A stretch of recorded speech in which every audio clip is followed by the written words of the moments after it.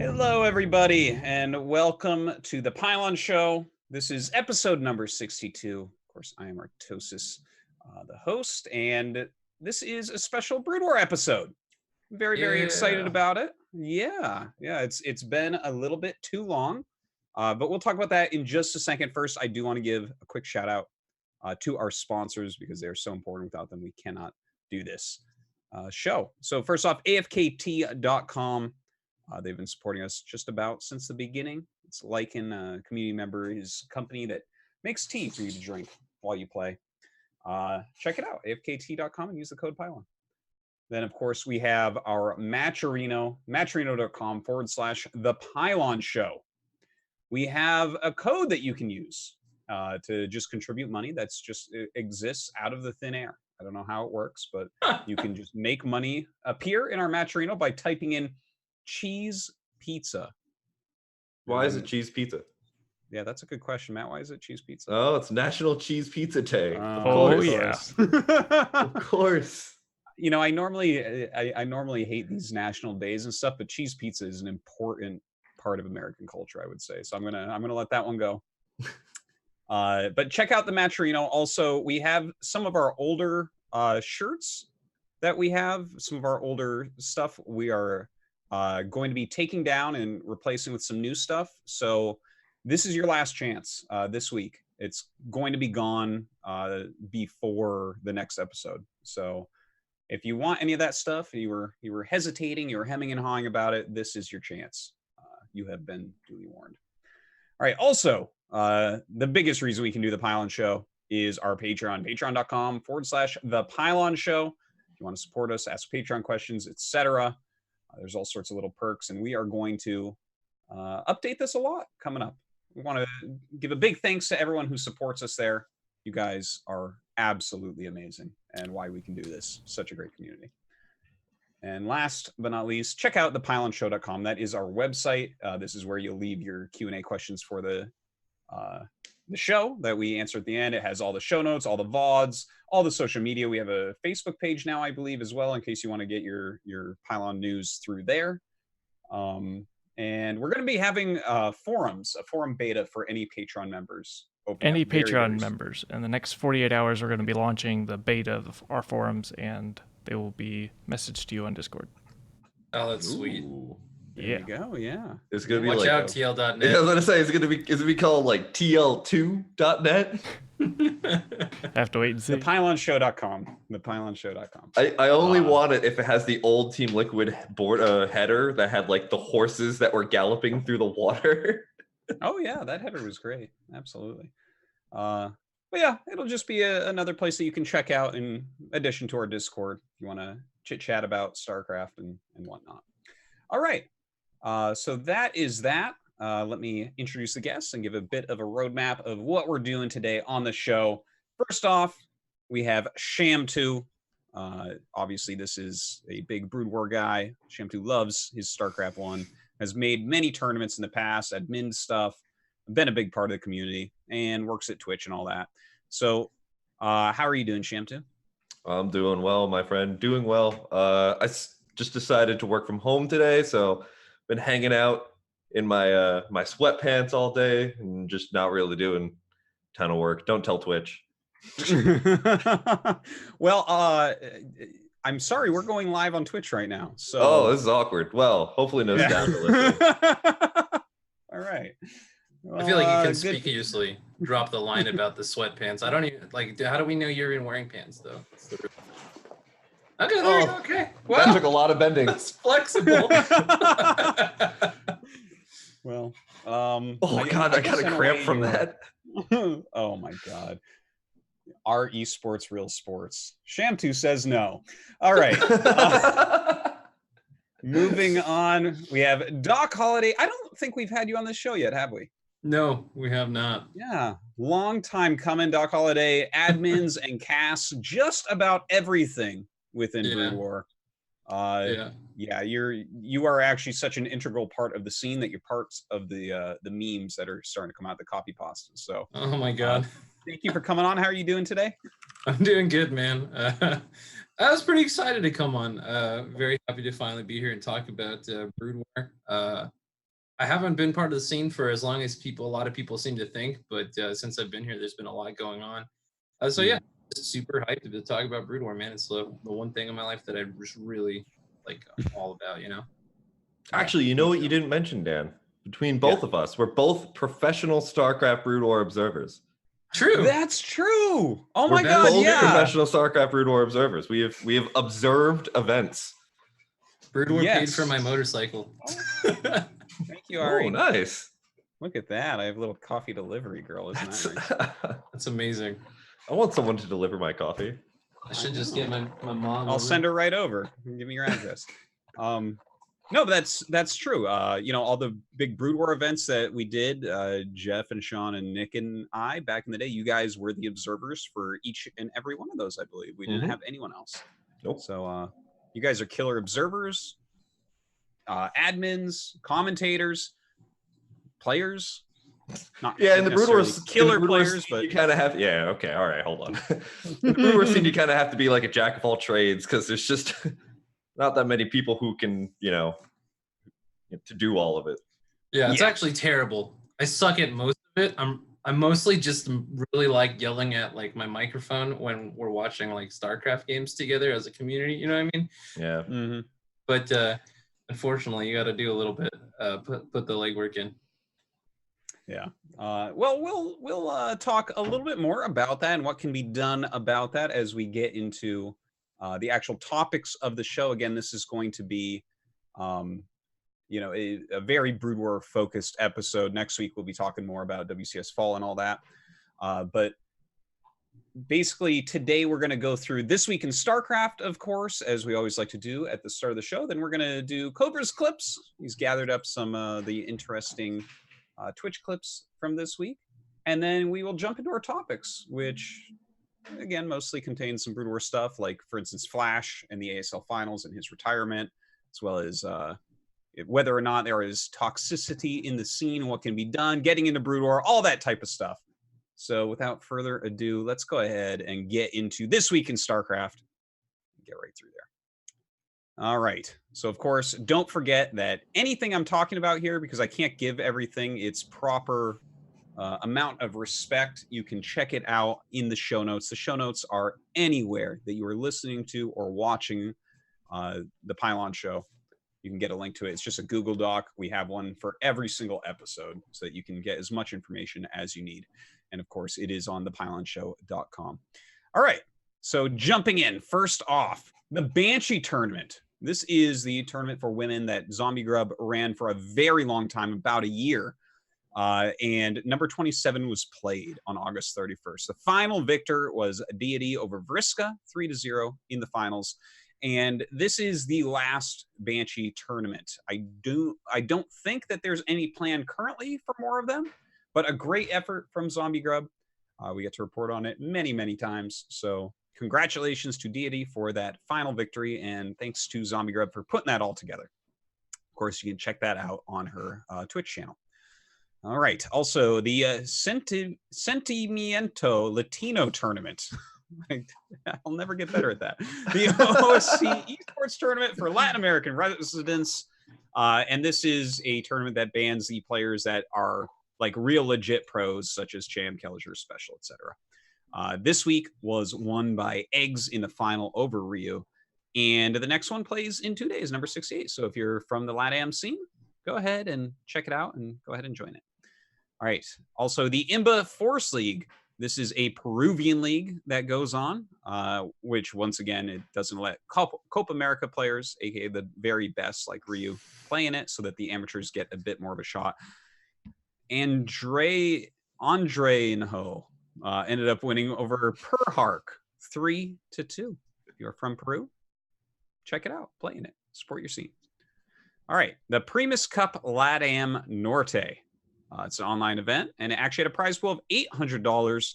Looks like Cham ended up winning 4-0 over Paco Mike in the finals. Congrats to Cham. The WESG tournament qualifiers have begun already. Of course, this is something that we've seen have a kind of a hard time with people following it. We will continue as Alessander finds all the information to tell you guys what's going on with WESG for next year. kind of a funny thing. The Laos qualifiers we already talked about in a previous week. Mr. Robot went ahead and won that, but Cambodia got canceled. Apparently, no one from Cambodia signed up for StarCraft 2. That seems kind of surprising. I feel like there would definitely be some players down there. Yeah, I don't know. It's kind of weird. Anyways, the Philippines is scheduled, as well as Thailand. So we'll report on that as it comes up. All right, the Gold League is going on in China. In week 2, Ayasanu took down Cyan 4-1. And the Golden Weekly League Open we had in week 3, Shigua defeat Cyan 4-3 overall. You can check that out. Probably Liquipedia is going to be your best place to catch up on that. Very nice, since the Chinese scene continues to put out tons and tons of tournaments. Another one of which is the Chinese Team League for 2019. We've got 2 big groups full of players from absolutely all over the world. The stream is generally on Wardy's page, on Wardy's Twitch, so definitely check it out there if you want to see some of these games. But this has many of the very best pros in the entire world, a ton of the top Korean players, some of the best foreigners, and of course, all the best Chinese players out there. So a very cool thing going on right now. And it looks like round 3 plays September 14th through 16th. So definitely tune in. All right, the ANZ/SEA Pro League Season 4.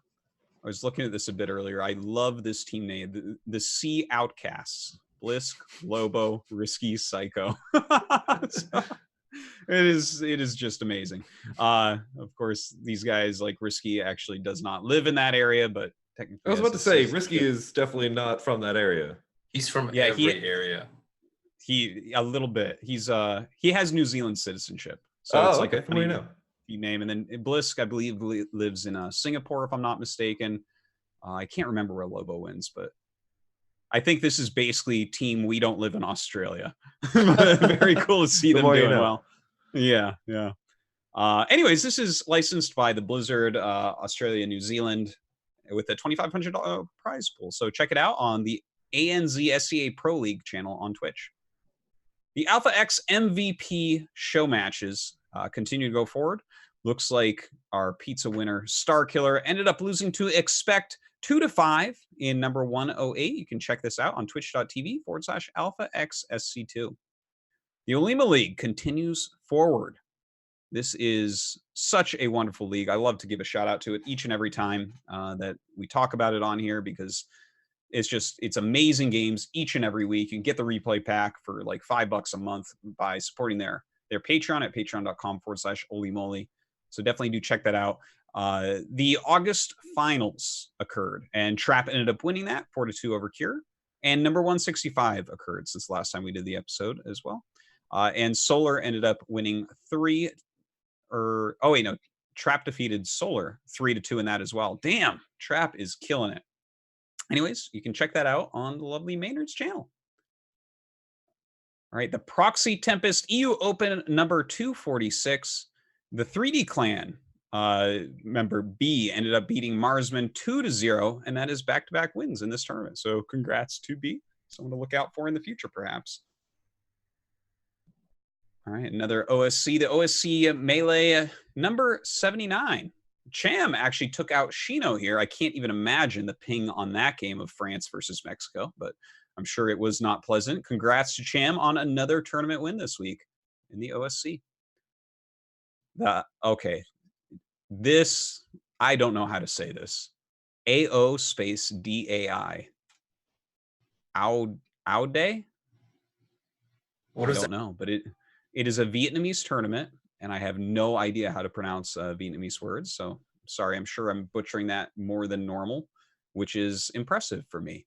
But it looks like Grant, the Asus caster that we had on the Pylon show several weeks ago, ended up casting this on his Twitch channel, and Thuo Clow beat Upley 3-0 in the finals. Congrats. All right, the Master Swan Open / Sea Duckling Open continues forward. In the Master Swan Open number 25, Ares defeated Golo 3-1. And in the Sea Duckling Open number 68, S-Rever ended up beating Potato Pleb 3-1. Well, as far as I'm concerned, Potato Plebs is a big winner here. I just want a lot of these people to become pros just for the simple fact that I want to watch every caster have to say their names all the time. Oh my god. Potato Pleb moves forward with his Colossus. Oh, it's just it's a wonderful ID. Yeah. Could you imagine getting smashed by a Potato Pleb in like GSL? Right. Just be the worst feeling.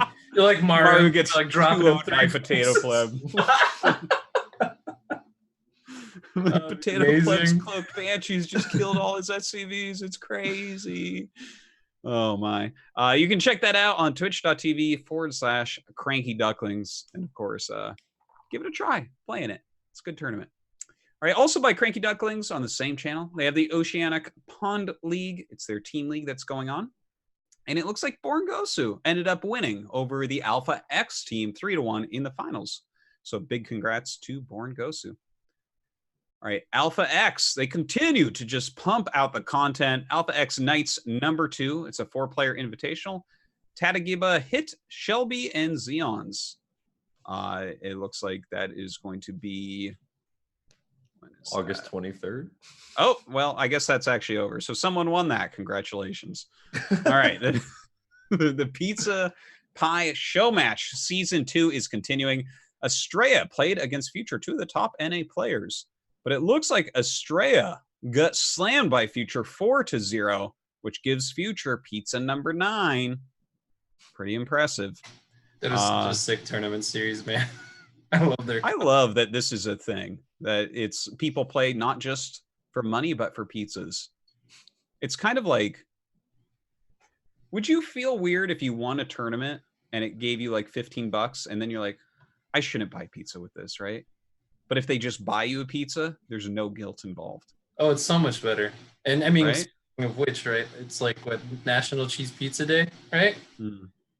Like I'm trying to scale this to get the right mindset of what it's like for the smaller tournament. Because like, let's say that you practice your ass off and you win a tournament, you're really good, and you won $1,000.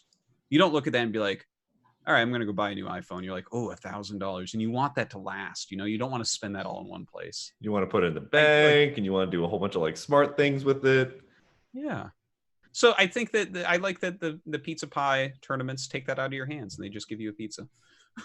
Just like, I think I'd rather win a pizza, honestly. Yeah. I think you get a topping as well, which is pretty sick. All right. So congrats to Future for winning that and another pizza. The Pizza Pie Biweekly Season 2 opener is occurring, or it did occur just a few days ago. And of course, you need to be in the United States if you want that pizza.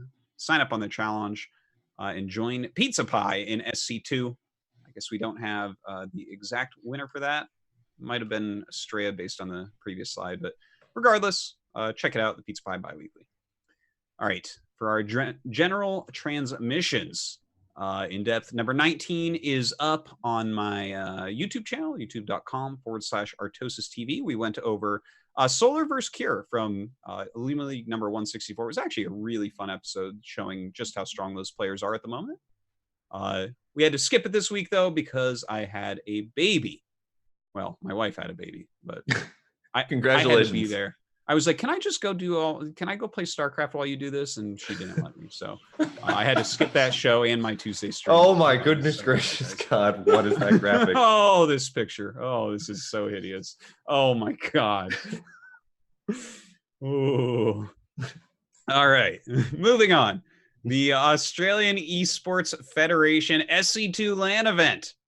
Look at this. The Australian Esports Federation is hosting a $5,000 SC2 LAN event on October 5th in Melbourne, Australia, featuring 4 of the world's best players. That is super sick. That is awesome. Definitely, if you are in the area, go and watch that. I love all the stuff the Australian scene puts on. It's what a great scene, seriously. Okay, the TESPA Collegiate Series, StarCraft 2 Team Brawl. Their registration is still open until the 22nd of September, and then the regular season starts the next day. So if you are in college, you want to make your little StarCraft team and compete, I definitely suggest that you do. You can check it out on TESPA.org. All right, the Golden Weekly Sub League Weekly Open.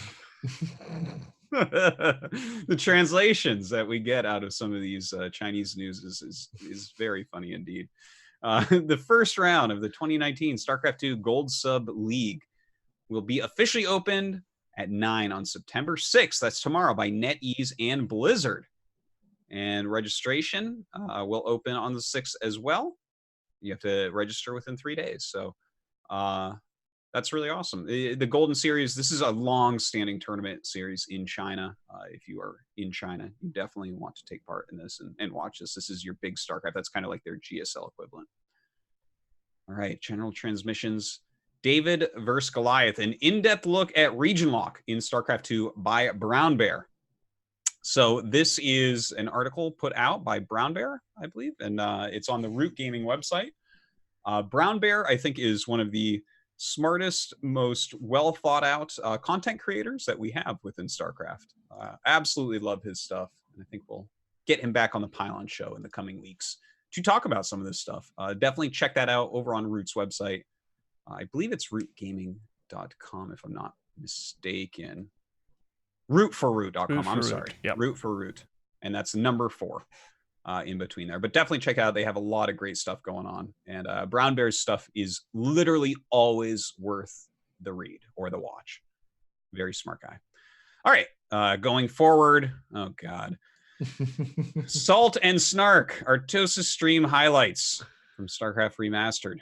It looks like Frudgy did a little poll for his Patreon supporters about what they want to see next, and for some reason they wanted to see me doing angry things. So if you're into that, I guess you can watch Frudgy's newest video. Check it out on his 4,800 views. Well, I guess so. Right. How to make an ASL shirt. 3. Prayer to Artosis.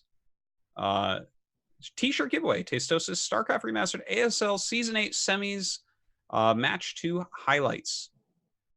Looks like Afrika has given Frudgy some more T-shirts to give away. So, you know, a lot of people message me about getting GSL gear and ASL gear. Is there anywhere you can buy this stuff? And the answer is actually always no. It's, or almost always no. It's very rare that any of that's made for that kind of consumption, but they do give away a lot.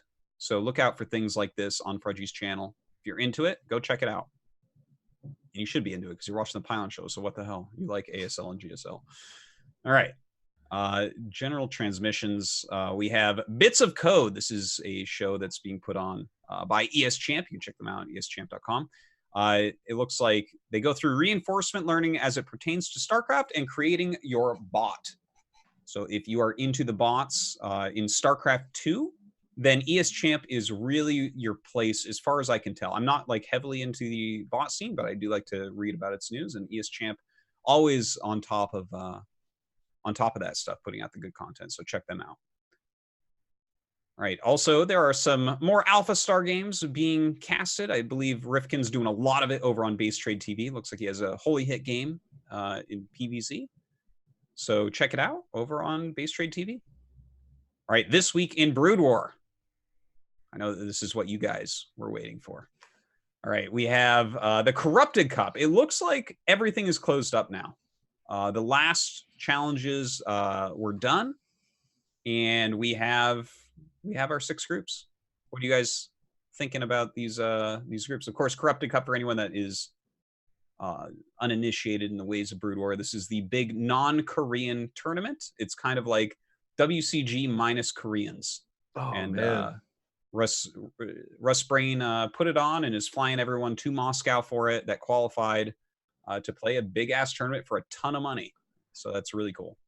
Group E is really upsetting because DeWalt and Bonneth would be taking themselves out. And then, I mean, like, I don't know. Those are my 2 favorite Protosses in the foreign scene. Yeah, they're definitely the 2 best Protosses in the foreign scene. To see them go up against each other so early is pretty lame. But I don't know. I thought Corrupted Cup is pretty interesting. I don't know if anyone knows about the format or anything like that, but you were able to challenge the winners of the open bracket tournaments after the tournaments had finished. Some of those spots got actually taken by challengers. So you pay like, I can't remember, it's like $50 or something like that to challenge somebody, and that money goes to the prize pool. Whoever wins that that 1v1 show match gets to take that spot. But Mhm. I think that a couple of good players made it through via the challenges, like Castro, or not Castro, sorry, Casper. And so, I mean, I don't know. It looks pretty exciting, man. I'm super excited to see a huge foreigner land again. You're pretty excited to fly on over to Russia. And You have no idea. ass, dude. That is the most exciting thing that's happening in my life is going to play that. I got opposition research for you too, so you can hit me up afterwards. I'll get you the black market replays of some of these guys, man. Hell yeah! All right. So definitely check that out, guys. And oh, Sham, do you have something to say about Corrupted No, I Cup? was just gonna say you're up against Eon Zerg. That's gonna be a fun group. Oh, I know. It's pretty. And Lancer X was the highest finisher in the Brood War 20-year anniversary tournament. If you guys recall. Yeah. Yeah, he was highest finishing non-Korean. So pretty tough. When I started I don't know who that other guy is, but he plays Protoss, so I'm screwed, man. I'm done. All right. Is that from China? Yeah, I guess it is. I don't really know much about the China. Isn't that the Vietnamese flag? Oh, that might be. Yeah, that might be that. I believe don't so. know.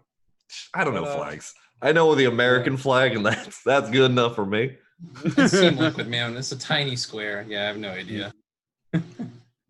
Well, yeah, that's Corrupted Cup, and we'll definitely review that a bit more as it comes closer. But it's not until October. But cool to see the final list of players overall. Yeah. All right, STPL Season 2. Game start Sunday, September 22nd. Cast on twitch.tv/STPL. And there's a show match series going on right now that Kix and Rapid are both casting. Looks like DM and Clan Revolution played, and DM defeated Revolution 3-2. Again, you can check that on twitch.tv/STPL.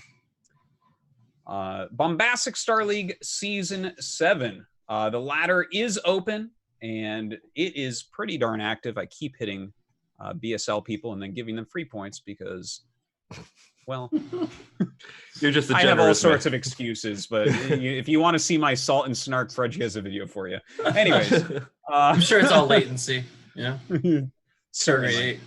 That's what I'll tell you at least. But yeah, it looks like the latter stage is going to end on September 8th. And Zero has done such a great job. He has a lot of funding from Blizzard as well. There's a big post on Team Liquid if you want to get involved.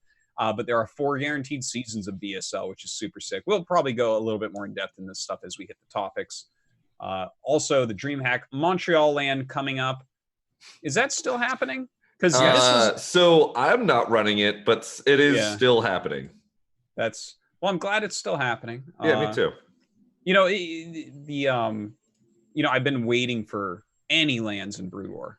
And it was funny because I'm like, guys, I'll go to a land. Just anyone hold a land. Please, someone hold a land. Yeah. And then this got announced, and I hadn't announced yet that my wife was pregnant, and I knew the baby was going to come. Like, this was almost the exact due date, right? The baby was like 1 week early or something. So I'm like, oh, I can't go, and I can't tell anyone why yet until, you don't announce a pregnancy right off the bat. But no, you don't. Yeah. No. Anyways, that's DreamHack Montreal. It's coming up this weekend. There's going to be a Brood War land, so I hope that they can get some streams out, and we'll check it out. All right, the Undermine podcast. Congratulations to them on episode number 30. They had Halpan and Dr. Brian Weber on talking about common problems in development, research related to StarCraft, careers as an AI developer, and all sorts of great stuff like that. That's on makingcomputerdothings.com, and it is the podcast about Brood War AI. That's a great URL. Yes. This week in Awesome, we have WCS Fall Barcraft at the Mall of America. Oh, that's cool. The MN, I guess that's for Minnesota, Barcraft team is teaming up with GameWorks Esports to host a Barcraft in Minnesota. The event will start at 2:30 CST. So you can go to their Facebook to RSVP if you're in Minnesota. Definitely check that out. Barcrafts are super cool. I only got to go to one ever. I stopped in on one during an event in Australia, and then I actually got to go to one when I was at PAX. And they are super cool. It's just everyone's like-minded, having a beer together, and it's really fun. I used to go to them. They used to have them a lot in New York City for like the StarCraft 2 tournaments, and I used to go to them all the time. That was like one of the funnest things of all time. Yeah. It's a great time. All right, so this week in Awesome, Team Meatbag continues to beat Team Alpha Star. Well, at least the top pros that are being recorded so far are beating Alpha Star, but Alpha Star is beating someone to have its MMR that high. I want to see those replays. But yeah, lots of games out there from Base Trade and BCQD and all sorts of people as well. We'll do an Alpha Star episode coming up in the future as well and go over some of that. This week in Awesome, there's something about Flash. We'll talk more about that though during our actual topic of it. So that is this week in StarCraft. Thank you for hanging in there with me. And yeah, from this week in StarCraft, we're going to jump into Cobra's clips. Are you ready, Cobra? I am. All right. Let's see what clips you have for us this week. First off, we have Neuro.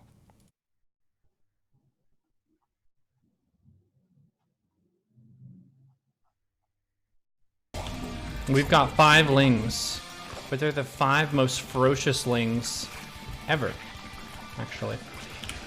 Do you know that? Oh. But still, it's not very ferocious.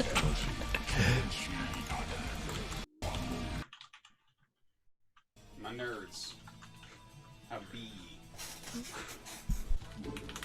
Oh, no doggo cam. Yeah, sorry. My daughter's just been playing with him a lot. She's on. So here's the lowdown. It's summer vacation for my daughter's school, right? Normally she's at school while I stream, so the dog just always comes in with me. But she's on summer vacation, right? So the dog's staying out with her because he'd rather play than sit around near me. So, and she plays with him a lot. But we just went for a little walk. Brought that doggo for a walk before the stream started. He had a good time. Got a little overheated. Boston Terriers don't do so well in the heat.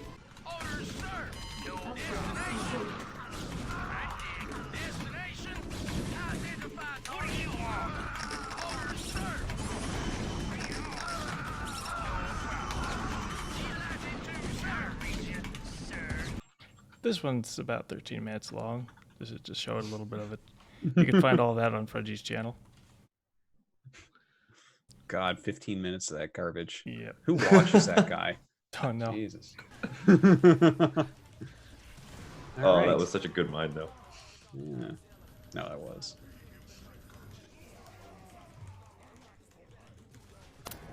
Dodge this. The micro. Some people can do a soundboard and play StarCraft at the same time. This is from our wonderful folks at Making Computer Do Things, who runs Under My Podcast. He actually recorded a little bit of a video for us this week that we'll play about 2 or 3 minutes Hey of there, this. my name is Shonko, and I will tell you why Brood War AI is awesome and you should definitely do it. First of all, Brood War is a classic game, we all know it and love it. I won't elaborate on the game itself because at this point, and especially if you're watching this, you know what it's about. What you're seeing right here is the 0/27 broadcast on the SSCIT or Student StarCraft AI Tournament channel. These two good Protoss players, the quite funnily named Beta Star and Banana Brain, are computers. They are bots developed by passionate authors and they are playing against each other. At this point, what you see is done without any human input. You might have heard of Alpha Star and its successes on the StarCraft 2 ladder. SSCEIT and the Brood War bot scene is a little bit older than that. That's not to say it has any bragging rights, but come on.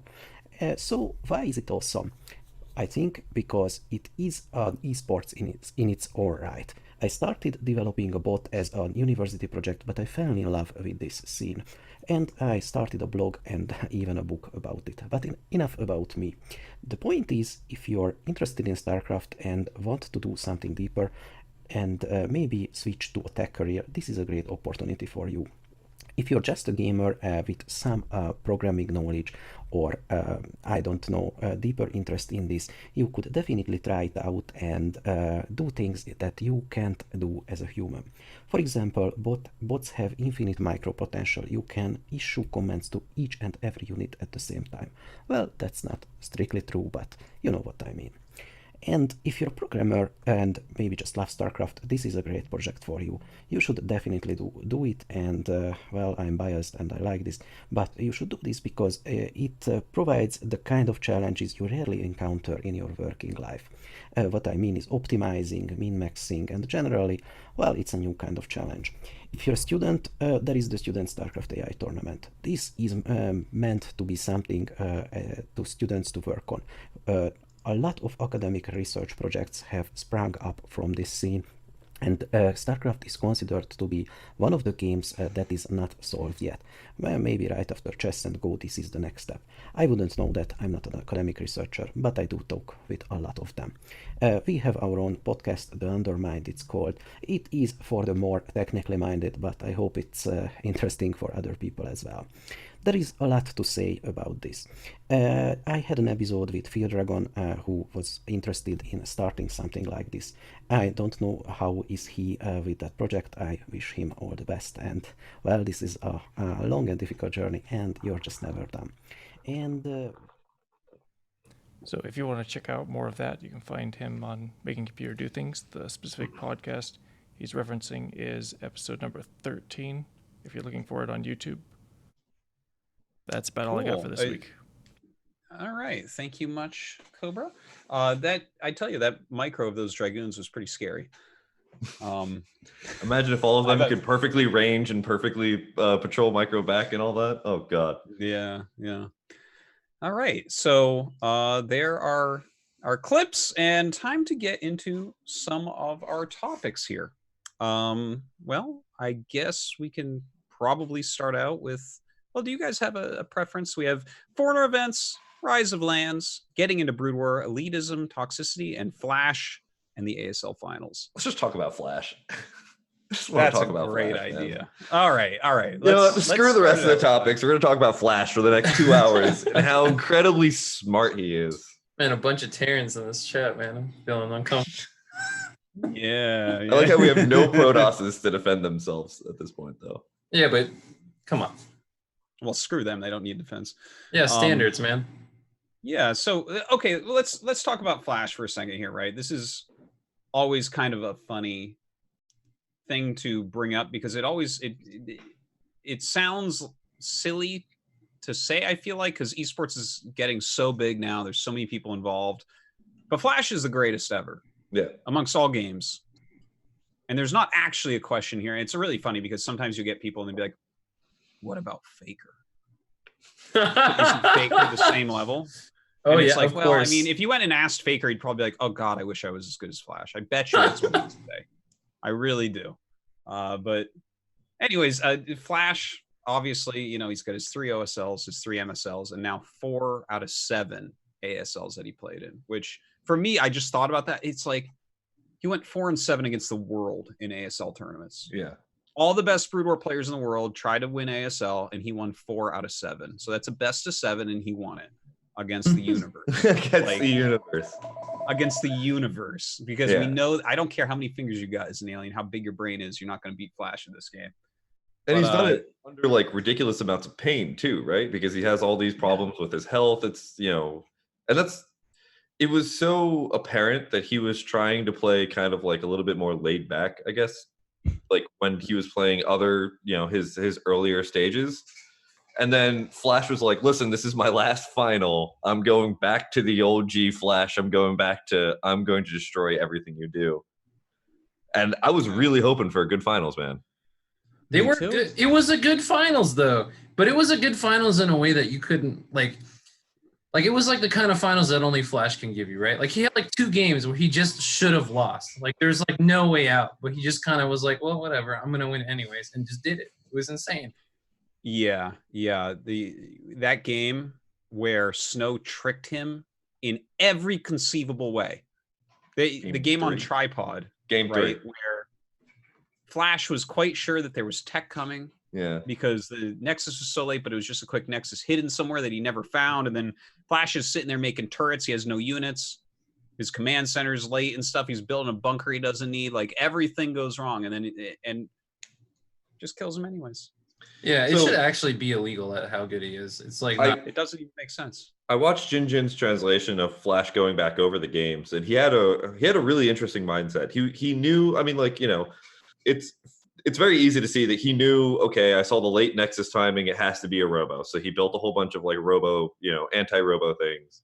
And then apparently in that build, he always builds a Wraith. But then when he didn't see the Reaver come out at the right time that the Reaver should have hit his base, he was like, okay, this is definitely not something else. It has to be a Nexus somewhere. And he's like, I'd never, like, in none of my practice games had anybody actually ever done the, like, Nexus in the middle of the map. He's like, at that point, I was like, I don't know how this is going to go. But then he saw the 3 Stargates and the expansion to the 4th, and he was like, Protosses also always think that Terrans can't push on this map because it's really, really long rush distance. And he's like, they're wrong. And he's like, I saw 3 Stargates, 3 sets of carriers coming out, and an expansion. I knew I was going to be fine. He's like, I knew he didn't have any Dragoons. Well, he was right. Flash is so smart. And by the way, big thanks to Jin 5000. Oh yeah, the Twitch streamer and YouTube maker who translates a lot of these videos. His YouTube needs more subs, man. That is some seriously quality content. He's got like everything from build order guides to translated pro videos about games that they played. It's insane. The biggest problem, like one of the Brood War, like the foreign Brood War scene, was that we never had really good translators for all the build order videos and all that before. And I think now that we get this knowledge, there's a lot that we can really soak up. Oh, absolutely. I mean, I learned something from every video that I watch of that. But back to Flash for a minute. I'm going to let you guys in on a little secret. We started the finals at 5 p.m. There's a reason why we started it that late. And it's because the last time that Flash was at Children's Grand Park against Shine, he killed him so quickly that we never got the cool shots of the stage where it was dark. Okay, this is a real thing with production. You're doing it outside on this stage. You got all these lights set up, everything ready. And then, so we literally, that's the reason why we started it late. Okay. And then he 4-0'd him. Yeah. And before the 4th game started, it wasn't fucking dark yet. So we got a little bit of the sun having gone down for like the ending of game 4, basically. But it was so disappointing that occurred, because what you want, right, is you want this long series where it starts during the day and you see the transition into night and the lights all come on, and it looks beautiful and you get all these cool shots. But Flash kills people too quickly. Yeah. So even though we extended to best of 7 and made it start later, here we are. And it barely got any of those shots that I mean, at least at the ceremony, you know, it was dark and you could see how beautiful the stage was. But how crazy is that? That's how amazing it is. Could you imagine being Flash's opponent, though? And you're like, all right, I'm the God Killer. I'm ready to do this. What time are we starting at? 5 o'clock? Why is that? Well, we're worried that Flash is going to just destroy you. Sun goes down. So we're just pushing it back a little bit. And, I mean, that got to be like a morale killer, man. I could not go and compete after that. I know.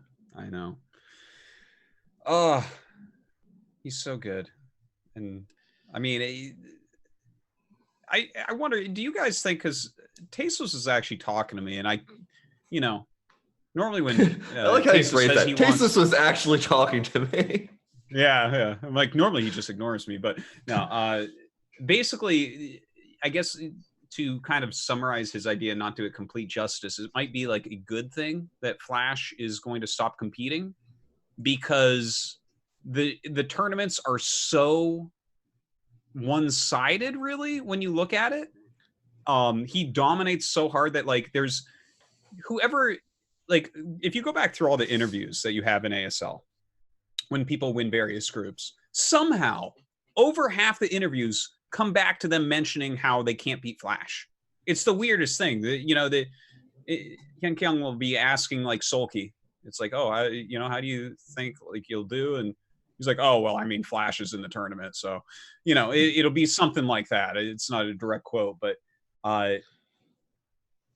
and like, if you look at his record, right, the 3 losses he had, one was before he was fully back in shape.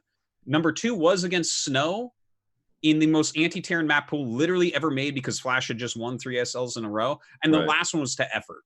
right? So like you look at that, those are his losses. It's like, I mean, he could probably win ASLs forever, right? And effort in the finals, pulling out a whole bunch of stuff that no one thought was possible. Like that was just completely, you know, Flash, I think, was mostly caught by surprise. And also Flash was just like, my micro was garbage that day. But yeah, I mean, that's it comes down to like kind of like a meta philosophical question. Is that like, if someone is so good at something, do you feel more challenged to play it, or do you just give up? And I think, as far as I know, most people will just give up if they know that there's zero chance of them ever winning. Like one of the reasons that I always heard that like a lot of people didn't want to play Brood War or StarCraft in general was because they're like, I mean, I'll never be as good as the people in Korea, so why would I even play? And it's like, I guess if Flash did that to all the pro players, then I can see it. You know, they're like, well, I'm going to lose the Flash, so it's not really worth it. I mean, I think it'll be healthier for sure. I mean, when you think about how everything like else in the world works, if you have something that's not like, let's say like StarCraft is like a fighting game, for example, right? You have to pick your character, and there's a character that just beats all the characters. They usually ban that guy, right? Like, because like it's not a healthy game when there's just like never a question of who's gonna win. I mean, obviously Flash has had some losses in the past, but I think generally speaking, it'll be a bit healthier. Maybe we'll see a lot more ZVPs in general. But overall, I think it's more exciting because I know a lot of people, I mean, like there's, you know, esports betting and stuff that happens. And, you know, like it's a pretty safe bet to bet on Flash. Like it's almost like if Flash doesn't even just like make it to the grand finals, like my mind is blown. So I think, yeah, it'd definitely be a lot more healthy. Like if this happened to StarCraft 2, could you imagine? Like there's just like one Terran that like just carries Terran and no one else can win anywhere near as consistently. Like the whole Terran, I mean, think about it. Like all Terran players would just be like bawling their eyes out. This is an impossible game. Could you stop being so good so we can get some buffs? If only I feel like if you're only there trolling was right now some describing. there's some if only there was some Zerg from I may Portain have in. brought this up on purpose. But yeah, To be honest, what you More say healthy. almost is what's going on in StarCraft too. It's like, Yeah. Mario wins 4 in a row, and the rest of the Terrans are like, "What the fuck? We can't do anything." stop it. They're gonna like, it's gonna be like one of those scenes in those like teen movies where Mario's gonna be like asleep and then like all the other is gonna show up around his bed and start hitting him with socks. Yeah. Yeah. I don't know. It's like I'm kind of sad he won't be around because you can learn so much from Flash. Like, I guess he'll still be streaming some, and I'm sure he'll be going over, you know, VODs and because he's not going to the military like immediately. It's not like Sulky, who literally had to drop out mid-tournament to go do his service. But it's just the amount of brilliant that he is and what he's done. I don't know. I feel like I could watch it go forever. I'd get him up to like 10 ASLs and, you know, whatever it is. I mean, the interesting thing is, I'm curious if the bar is going to raise now because people feel like they have to fight a little bit more amongst like a lot more of equals. Because, I mean, there's always that huge argument of whether or not the bar has risen or lowered since the revival of Brood War. You know, like, you know, look at old OSLs, and do you think the skill has gotten better for all the pros, or have the pros are at a lower tier than when they were, you know, back in say 2007? I don't know how I feel about that argument because I don't think I was really following StarCraft heavily enough back in 2007 to really make a judgment there. But I know there's a giant 50-50 warring tides on that.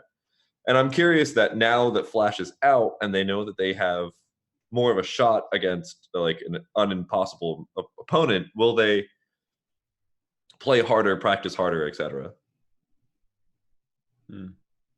Yeah, actually I see Jinjin mentioning in the chat, and I kind of somewhat agree on this. Like a lot of people think that the game has definitely gone forward. That's for sure. Like the strategically and metagame wise and like understanding, I think it's way beyond what it was.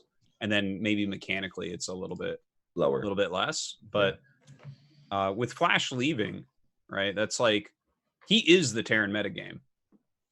You know, It's he is kind of the one that pushes every matchup, except TVT, because no one ever plays TVT, so you can't learn that anyways. But yeah, I don't know. Yeah, I am worried for Terrans, honestly, just because Flash is kind of I would say not necessarily the innovator all the time, but he always takes like, for example, like all these new, like the Goliath build and stuff like that. He takes all these builds that weren't a thing and pushes them into the meta, and he's constantly keeping StarCraft evolving. Like that Goliath build has just been driving me nuts, man. Yeah. Now that he's only going to be playing a couple of games a day on stream, we may not be seeing Terran quite, evolve as much or adapt to new map pools and things like that in the way that we would normally expect to see them. And so someone else is going to have to step up as kind of like the Terran Messiah, kind of shepherding everybody towards how to play the game. And that's pretty tough, man. Terran's a hard race. It is. I appreciate you saying that, not being a Terran player yourself. Oh, yeah. Yeah. I hate how much we have to pat ourselves on the back, Sham, too. I mean, Jesus. Wait, he's telling us he's praising us? What? Yeah, rightfully so. Yeah. That's how you can tell he's not a Protoss. Yeah, but okay, so Flash is gone, but this is what it feels like to me, is that we are going to have this spot just filled by Rain immediately. And the thing is, I feel like Rain can lose to some players, but not Protosses. And when I look at the Protoss lineup, I'm like, oh shit, what Terrans are going to get through that? Yeah. Right? And Zerg has actually gone through the worst for the past like 2 years. Every time there's a best Zerg player in the world, they go to the military, right? Like Hero was the best Zerg and he went to the military. I guess Jaedong peaked relatively high. Sulky just went to the military. He was definitely the best Zerg right now. And so all these Zerg players are just like being rotated out. So we kind of have the lower tier trying to fight back. We have like actions in top 4, like what the hell is going on? Yeah, I saw action in top 4 and I'm just like, all right.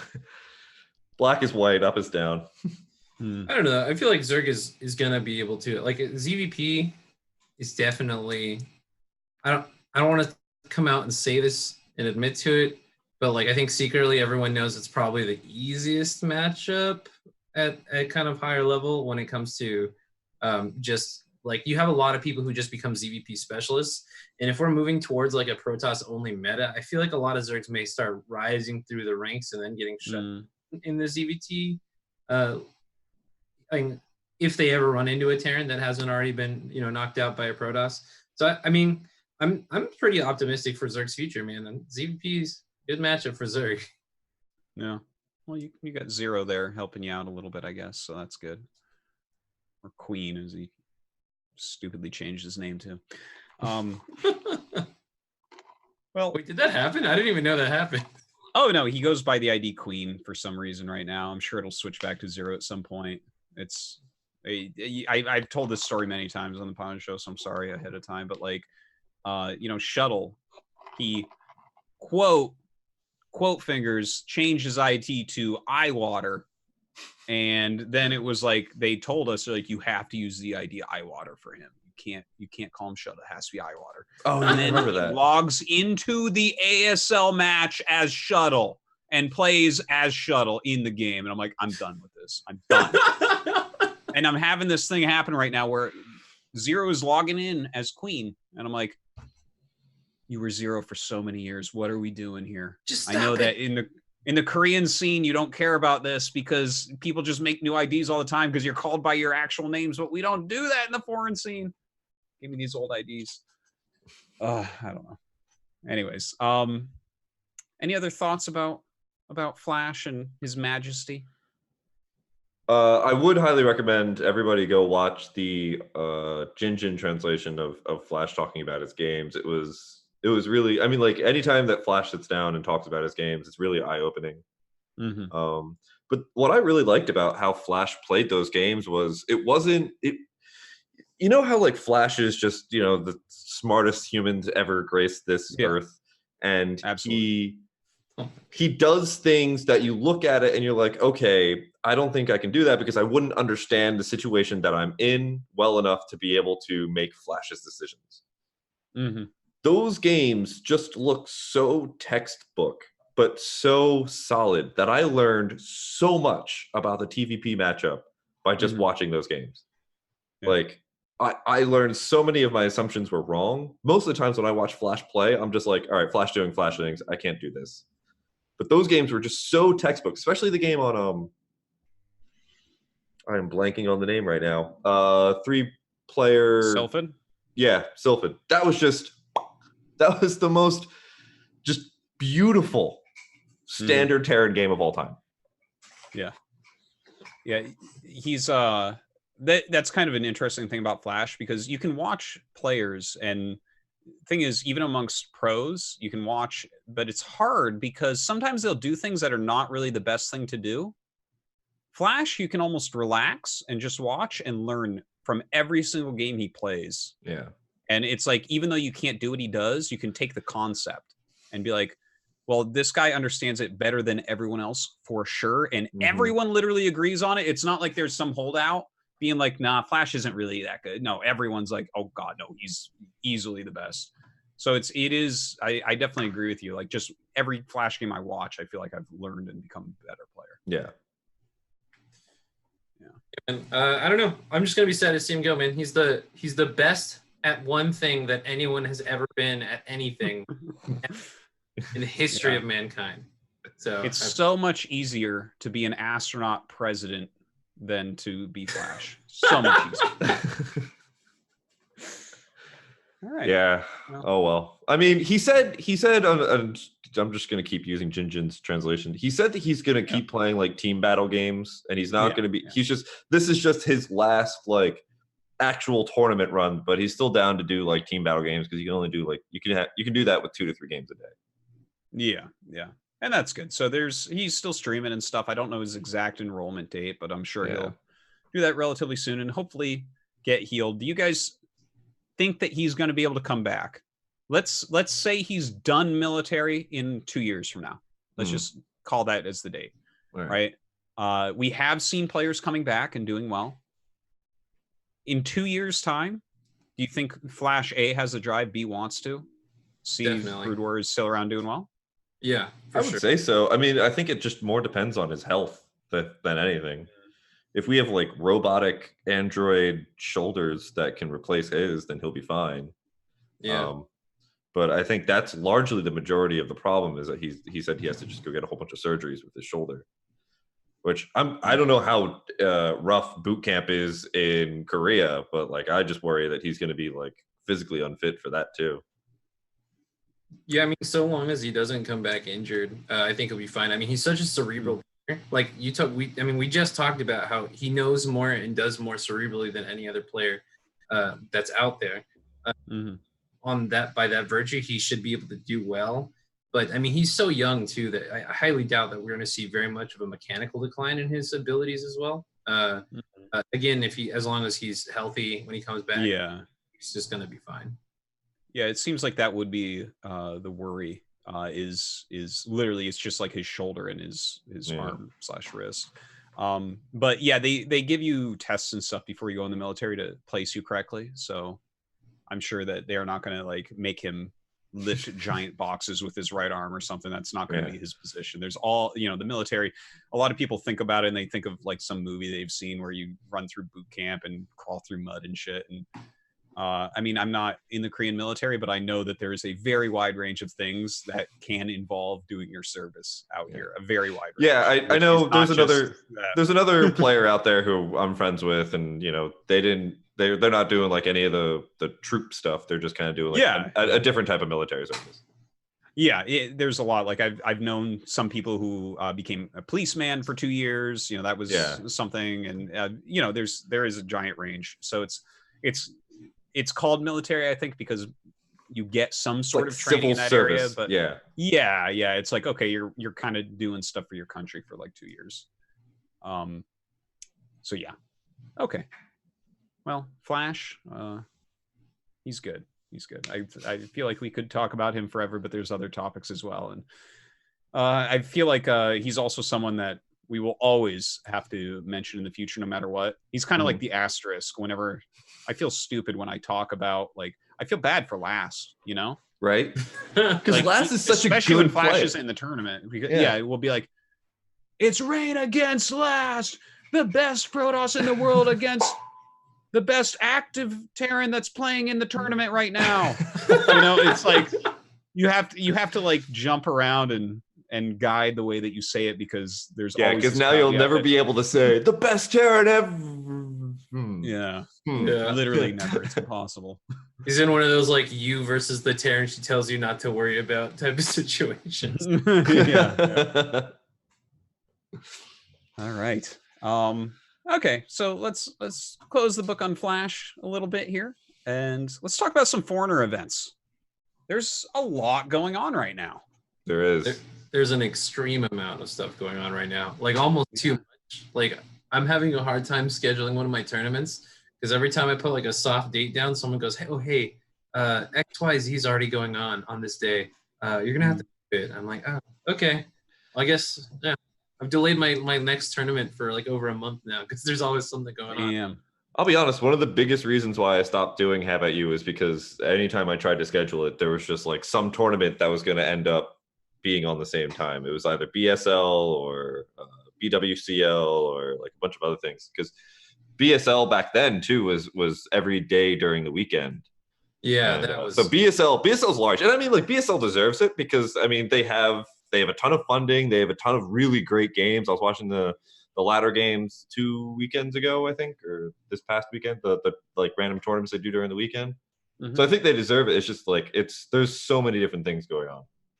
Yeah, we're almost like way too saturated, which seems kind of funny considering like you can count on like, you know, one hand how many content creators we really have out there when you think about it. But it's actually like, yeah, there's a ton of activity going on. There's a lot of one-off tournaments. We also have lots of leagues going on.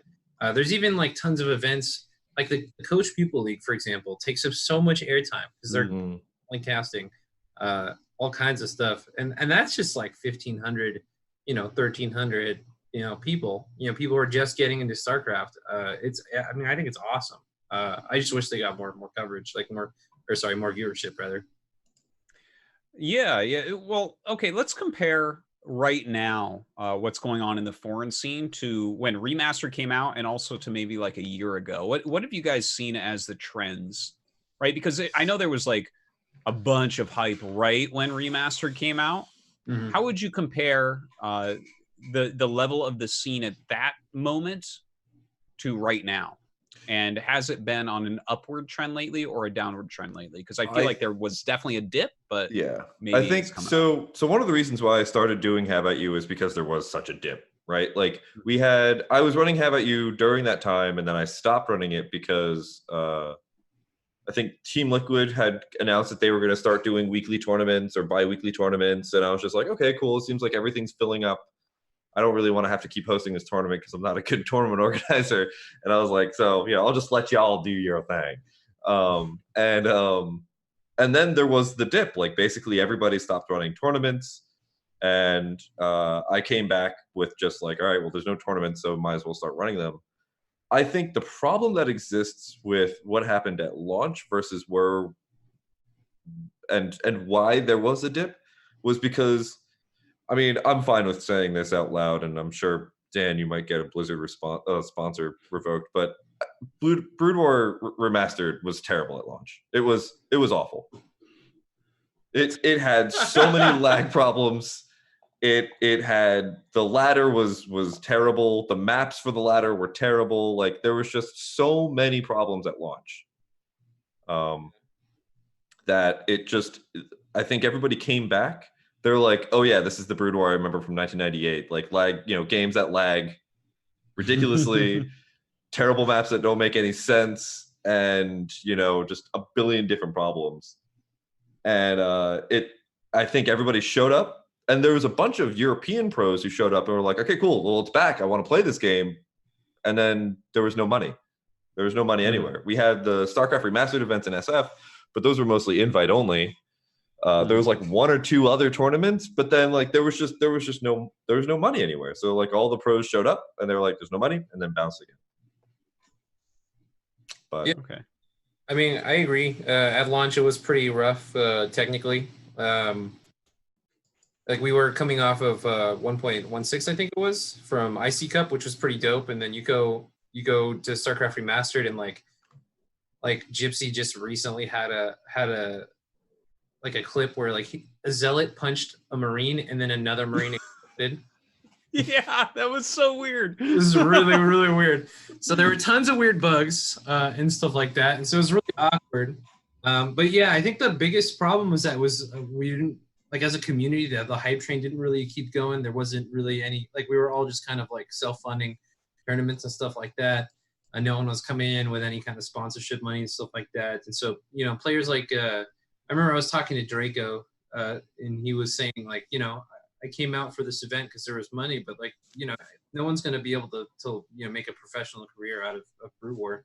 So people that really would love to be playing Brood War, just, you know, they're in their 30s and they need to be making money at the time. So, you know, there definitely was a dip, but you know, if you're asking about how it's trending now, the Brood War's coming back, man. It's kind of crazy. When I quit streaming, I had like some personal issues that I couldn't stream for like 3 or 4 months. Before that, I had like 75 viewers a night or so, and I come back and, you know, I'm at like 50, 60 after like not streaming for like almost a year and a half. And yeah, no, and we see more and more participation in things like the Coach Pupil League, where new players are trying to get in the game, new faces in the chats and stuff like that, more participation all over the place. It's pretty dope. Brewer's really doing really well, and you can see that reflected with how many tournaments are coming up and things like lands and all kinds of stuff. So I'm really excited for the next like year or so. Yeah, I got to say, I definitely was, and very vocal about it as well, disappointed in the lack of tournaments in the scene overall, like the big ones. The fact that every game comes out now and is an esport no matter what, and then there's nothing for Brood War. It's like every other game, it doesn't even matter what's on. It's on a cell phone. Yeah, sure. It's on your Apple Watch. Yeah, that's an esport. Yeah. You know, it's whatever you want. It's so that was kind of a frustrating thing. And I think that a big part of that is that so many of these, so much of the esports industry has switched over to publisher dollars.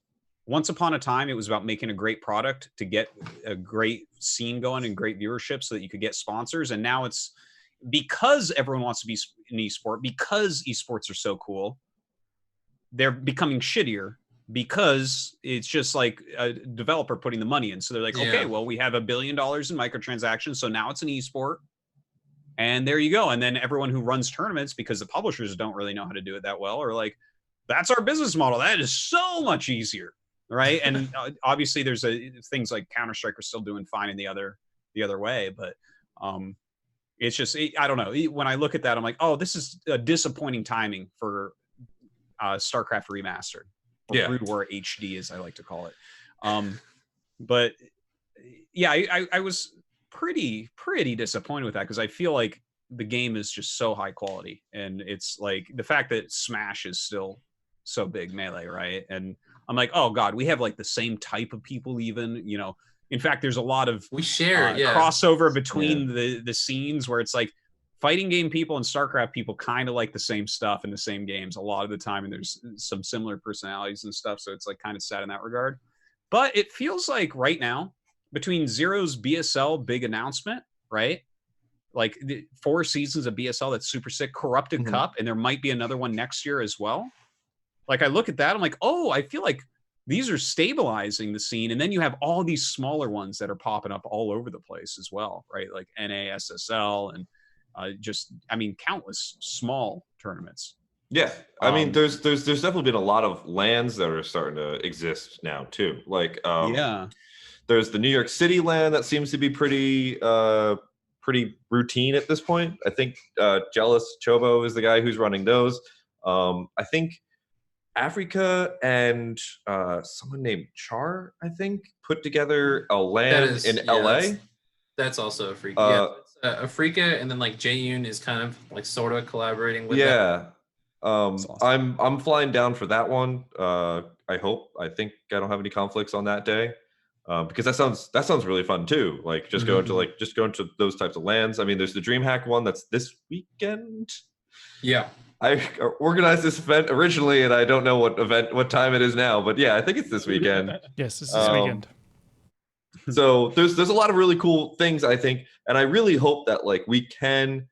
I think it's the age-old problem that exists, I think, now with esports is exactly as you're talking about. Everyone makes every game into an esport from the company, and the company sees it as a giant advertisement.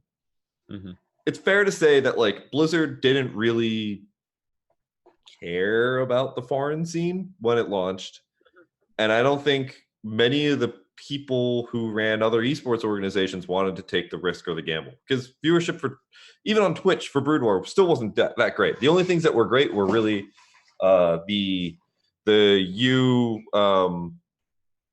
you, Nick, Sean, and Jeff, like sitting on a couch talking about Brood War events, and we got like what 30,000 viewers on those.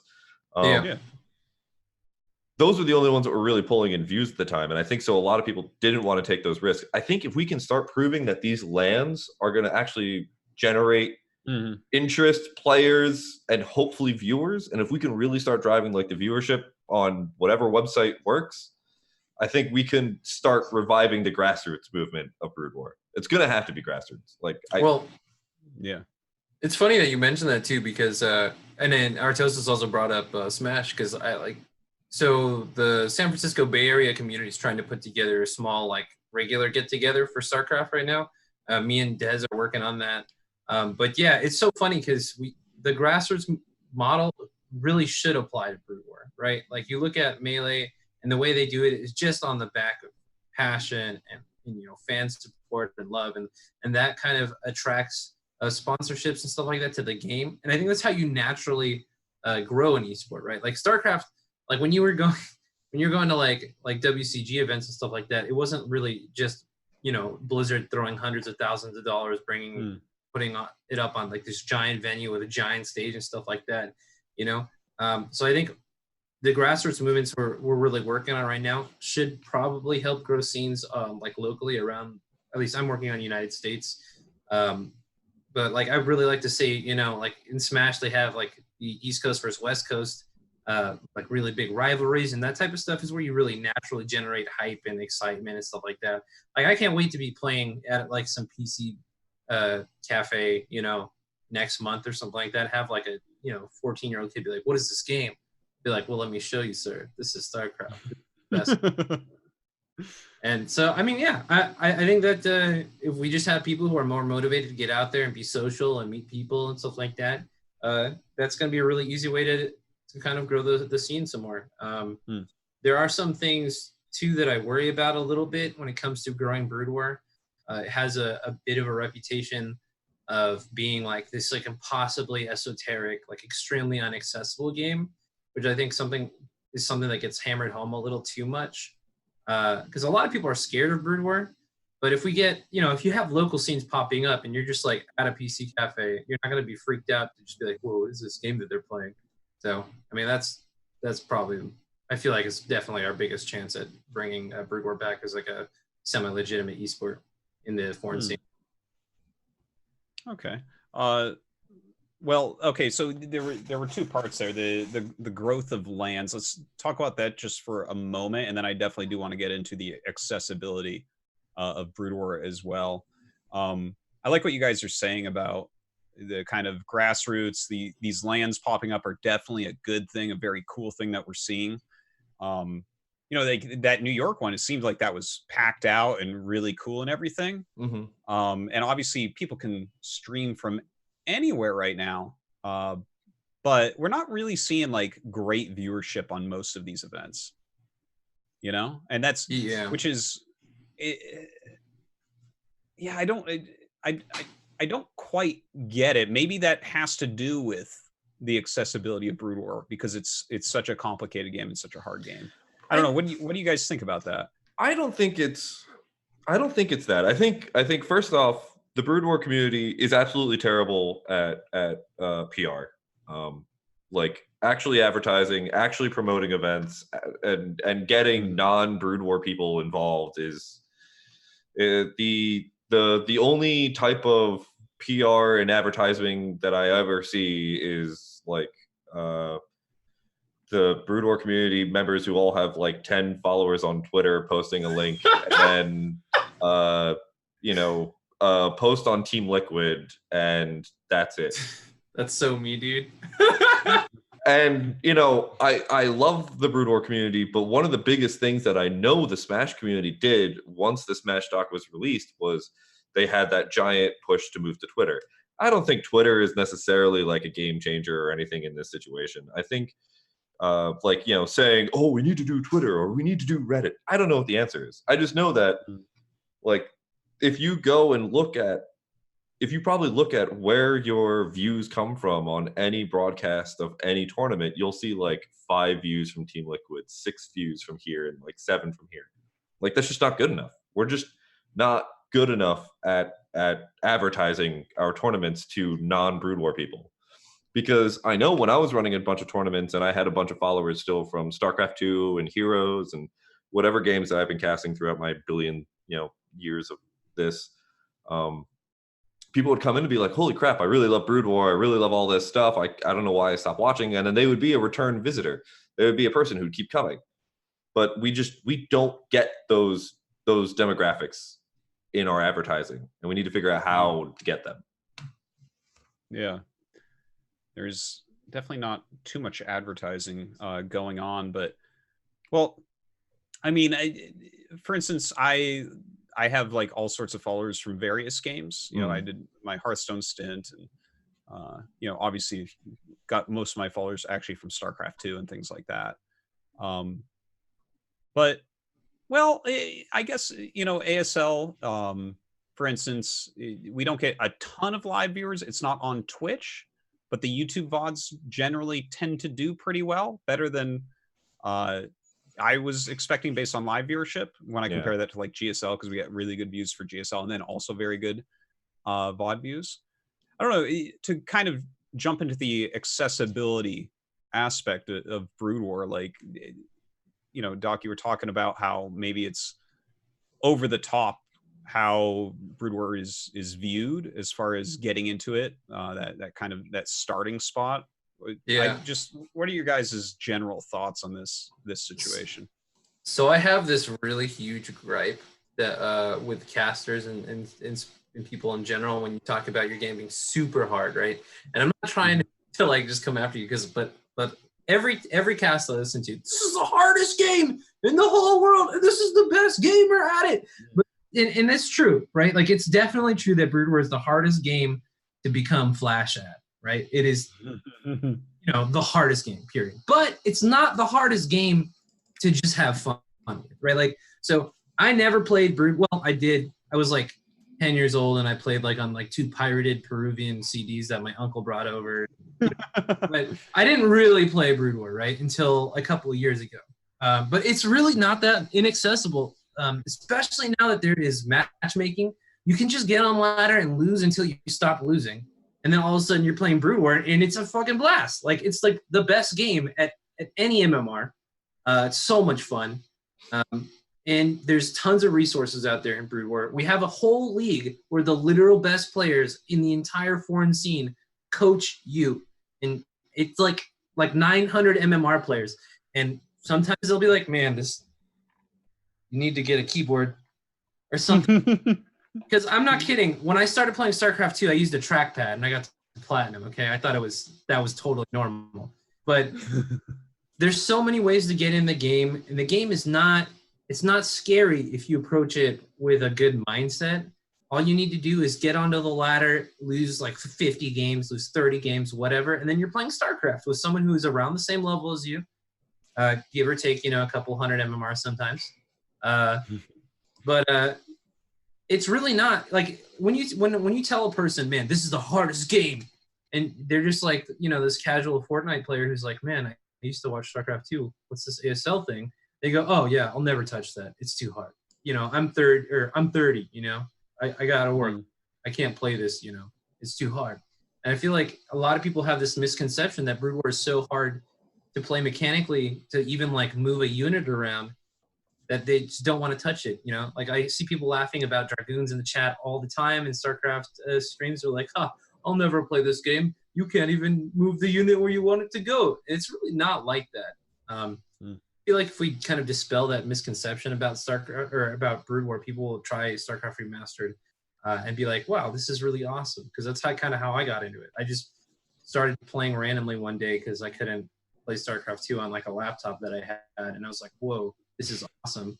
And someone taught me how to mute a micro. And I was terrible at it, but it felt so good.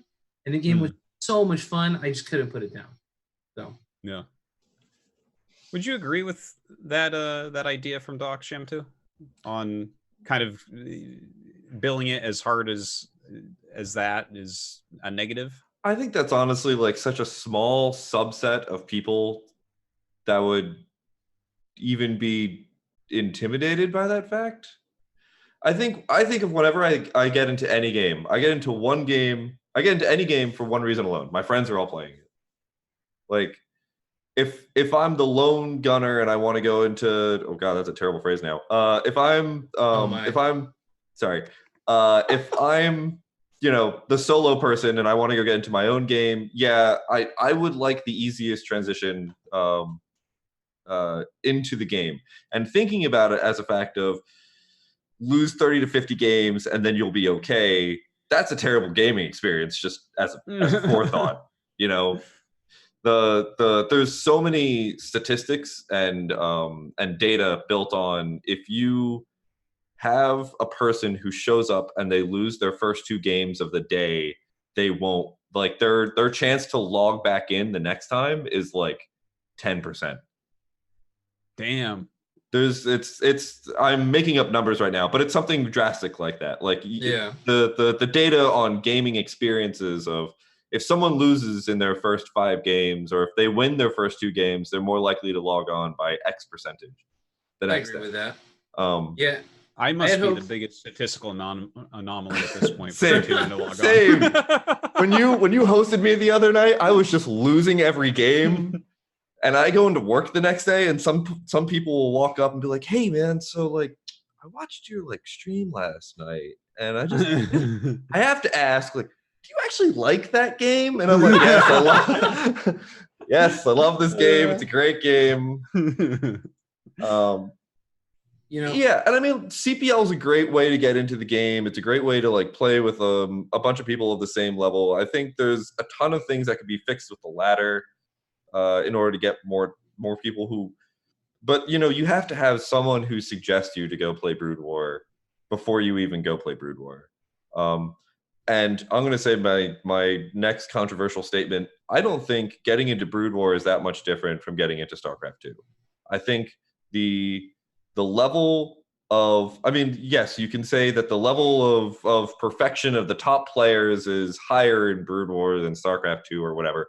But I mean, like, just to go from being the person who did the campaign to the person who's playing in multiplayer, I think is just as much of a gap, and just as intimidating to a random person as it is for a person. Why are they playing?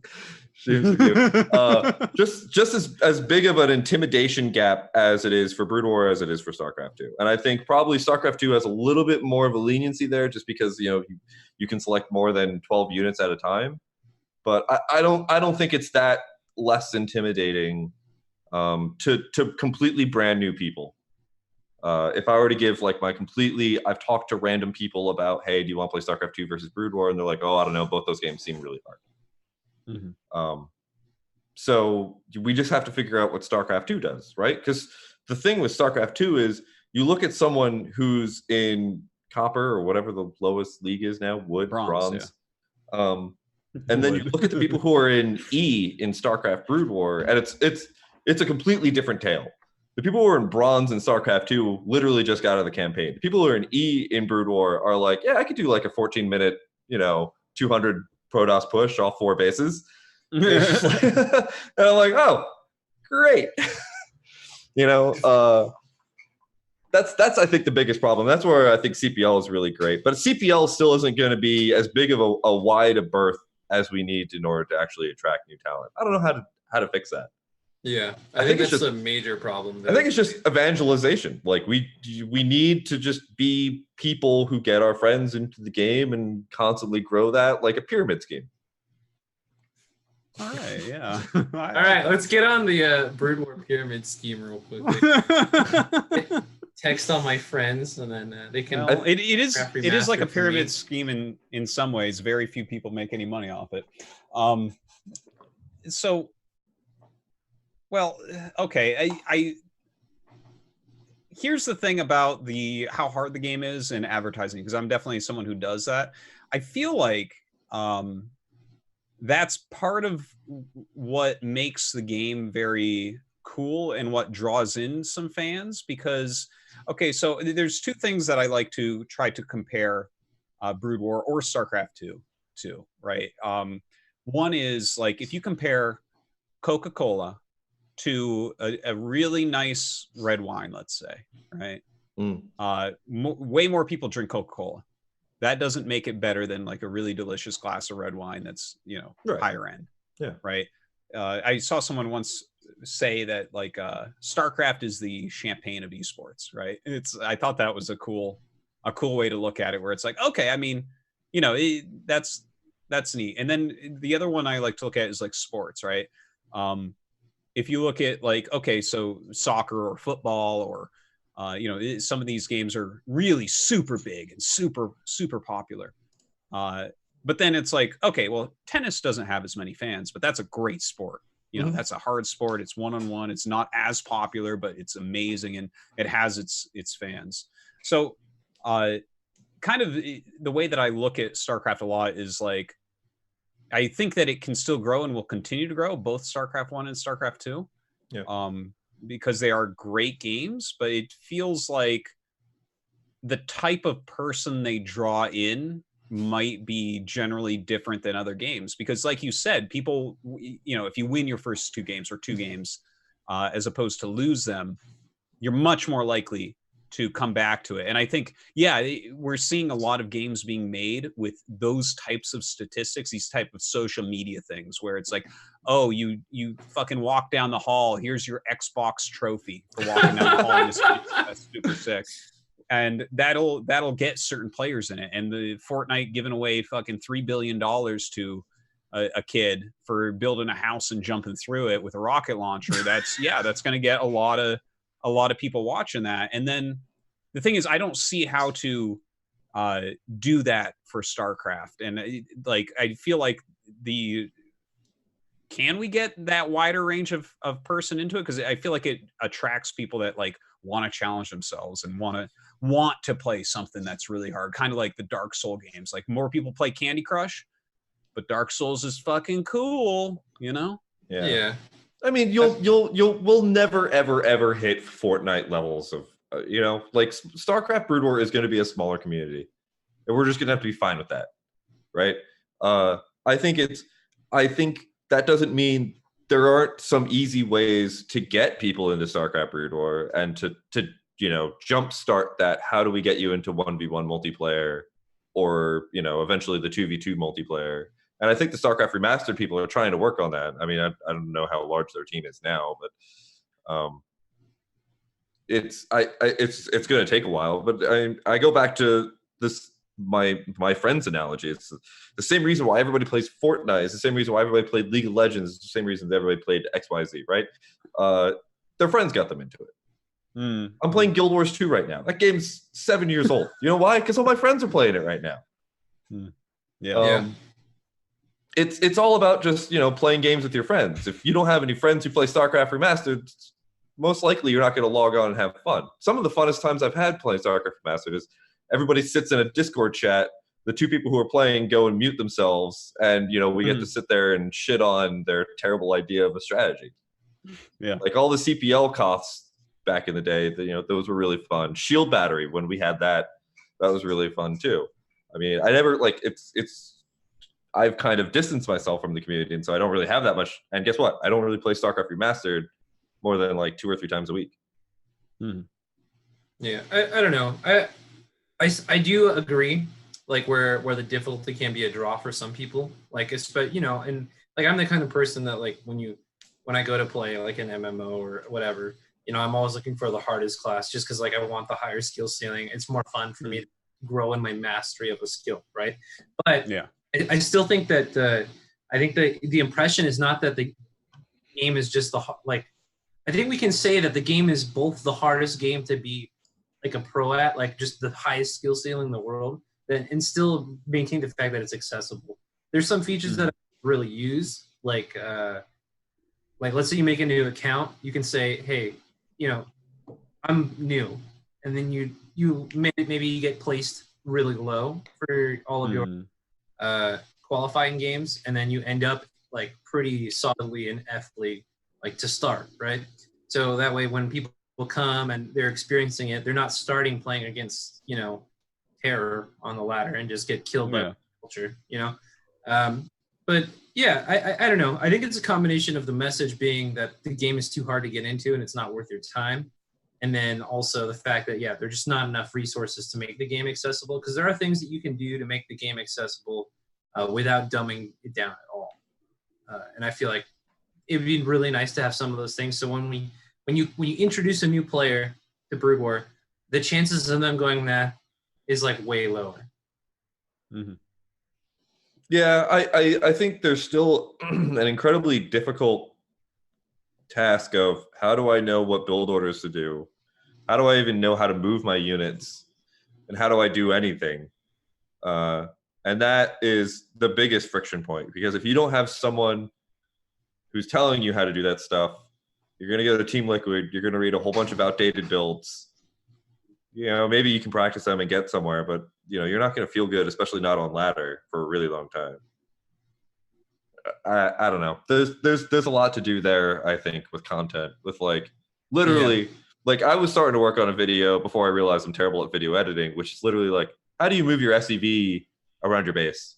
Because that already is like, that's freaking hard, man. Yeah. How do you stop your SCV from getting killed by a probe? I don't know, but I can at least give you some tips. Yeah. Well, take wouldn't sharp it be turns. sweet though?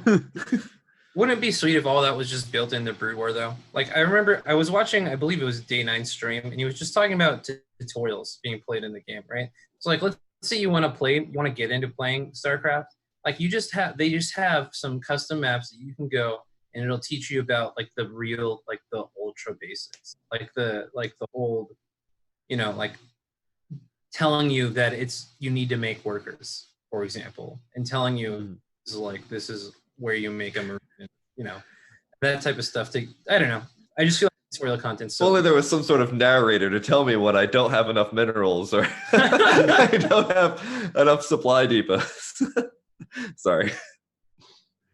Yeah, the more I'm kind of thinking about the idea that it is somewhat accessible, because generally I just think in the terms that like, no, it's tough. You got to really want to do it.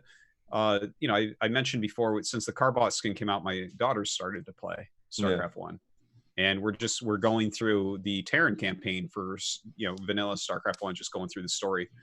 And, she went from me having to help her with every click and be like, no, the right mouse button for that, the left for that. And I can see it like getting into her brain very, very quickly. And, the third mission where you have to live for 30 minutes against Zerg, she lived until like 30 seconds left on her own. And I'm oh my God, she's learning so quick. It's crazy. Like, I guess it is like eventually your brain starts to click like, oh no, I should, okay, press A button and click. Okay, there we go. And I got the right click, and I need more supply depots. I know how to make that now. And yeah, maybe I think it's maybe part of the reason why it's so hard to get into those, what you were mentioning, Shamtu, that even down at the bottom of the ladder, the players are surprisingly strong. Like if you play Brood War, you're like pretty damn good. It doesn't help that there's a bunch of people who just constantly keep making new accounts to just like win a bunch, lose a bunch, new account, win a bunch, lose a bunch. Like when I was at 1400 this past week, about 60% of my games, the people didn't have MMR. Oh yeah, that's true. So that's like one of the biggest. That's another big problem with the Brood War ladder. I think the ranked ladder system is kind of a hot mess. Yeah. Yeah. What we really need to do though, is we need to talk to the Microsoft Office guys. We need to get Clippy in Brood War, right? And so anytime Pops up, a little orange message box, does a little dance for you and tells you, man, you really suck at making SCVs, don't you? I feel like that would definitely improve my experience. Yeah. Also, I mean, one of the biggest series that ever, I think, largely helped StarCraft 2 launch was it Bronze to Masters? I forget that guy's name. He was on Quantic for a while. Oh, like Winter? Or no, it wasn't Winter. God, it was someone else. I forget what it was, but it was like Road to Masters or something. It was like a YouTube series way back in the day, and I think so many people. It was just like build. Was it 50 Marines within 10 minutes, or like, and do all that. It was great. Yeah, there's definitely a lot of content that could be made to help people get into it more. It seems like you guys mentioned before, there's not that many content creators, especially considering the ridiculous amount of contents and tournaments that we actually see. It's hard, man. We're all old and we got jobs, man. Yeah. And it seems like everyone with their limited time wants to cater towards the top. You know what I mean? It's like you guys both have casted quite a bit, and you generally end up at the higher end tournaments. Maybe a little bit of CPL or something, but really kind of focusing on the highest level games, because I guess those do bring in the most views and everything. Actually, it doesn't really matter. That's one thing I love about from when I used to cast StarCraft 2 to casting StarCraft Brood War. StarCraft 2, when you were casting like the beginning round of 64 of the Playhem, dailies or whatever, back when, I was doing those, it was so obvious this person was just terrible at the game. But Brood War, and like it wasn't fun to cast two terrible people. But Brood War, I cast like 1200 versus 1200 CPL matches, and it is just like the craziest stuff happens. Those are my favorite. Someone's making like Dark Archons in PvT, and you're like, what are you doing? But those are my favorite games. Oh my god, they're so good. They start with like a 2-gate, and the other person goes like two CCs before a barracks. Somehow they still live because the third CC finishes. They transfer all their SCVs. Now you've got like a 45-minute game with like carriers versus like 200 Vulture. Oh, but it's still exciting. It's still incredibly exciting. Anyway, so yeah, I don't know. I think it doesn't really matter what type of games. And the crazy thing, and not really so crazy, but like people in CPL, God, they love it when you cast their games. Like whenever anybody I casted a game, I would get all these DMs and be like, "Hey man, thanks for taking time out of your day to cast my game. And that was a lot of good points you brought up, and I'm really going to go work on this stuff." And I'm like, "Oh man, I touched some little 1100 nerd's heart, and he's going to grow up one day to be big and strong and take out Protosses." Meanwhile, he's probably 2 years older than you. And He's just working his office job, happy to get some tips. Yeah, happy somebody acknowledged him. Oh, yeah.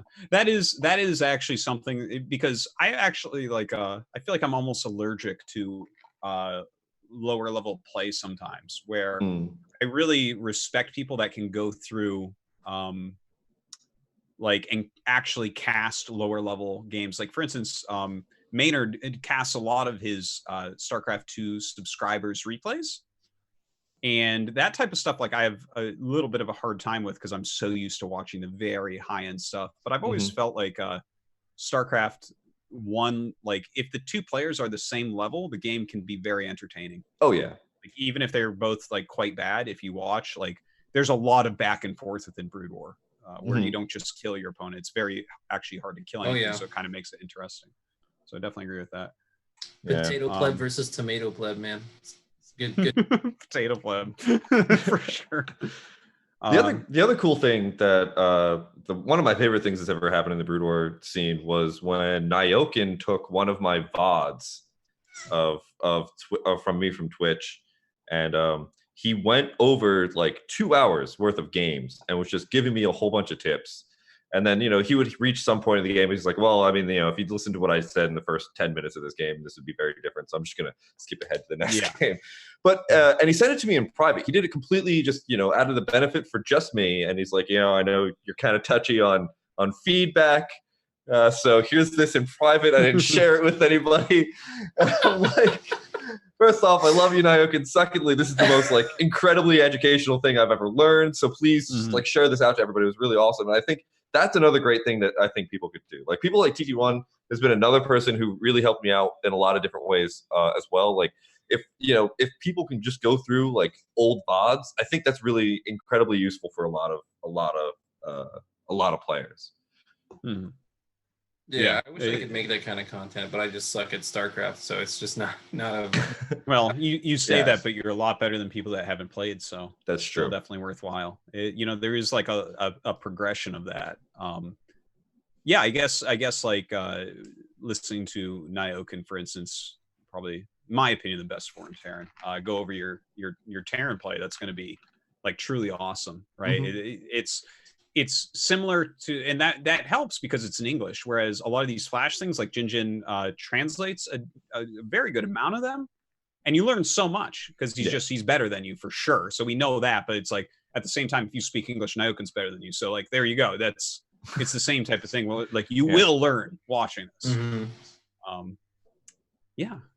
All right. Well, some good stuff on that, but I guess that this relates a little bit to how hard Brood War may or may not be. Elitism and toxicity is our next little subject. I tried. Now I tried to do a little bit of this quite a while ago on the show, like to touch upon this topic, and I didn't do a very good job. So that's why I have you two here, Doc Holliday and Shamtu. I think you guys are much more qualified to talk about what may or may not be elitist within the Brood War scene, what may or may not be toxic within the Brood War scene. So please school me and the viewers on this subject. So to touch on the elitism, okay, so we're not going to the talk. Calm down, Shamtu. So to touch on the elitism, okay, so there's like a perception that Brood War players think they're just better than StarCraft players, and it generally is because they are. But no, it's actually just a meme. It's like a huge meme, I mean, like every once in a while, I'll be in a StarCraft 2 chat where someone's like really going off on like, why do you even play this stupid game? StarCraft 2 sucks. Brood War is so much better. But really, it's just like most of the people in the Brood War community also play StarCraft 2 and watch StarCraft 2. And I mean, like when you think about it, like who's in the Brood War community? I mean, we have like TT1 and Nyoken, who are two huge pillars of our community that are both former professional StarCraft 2 players.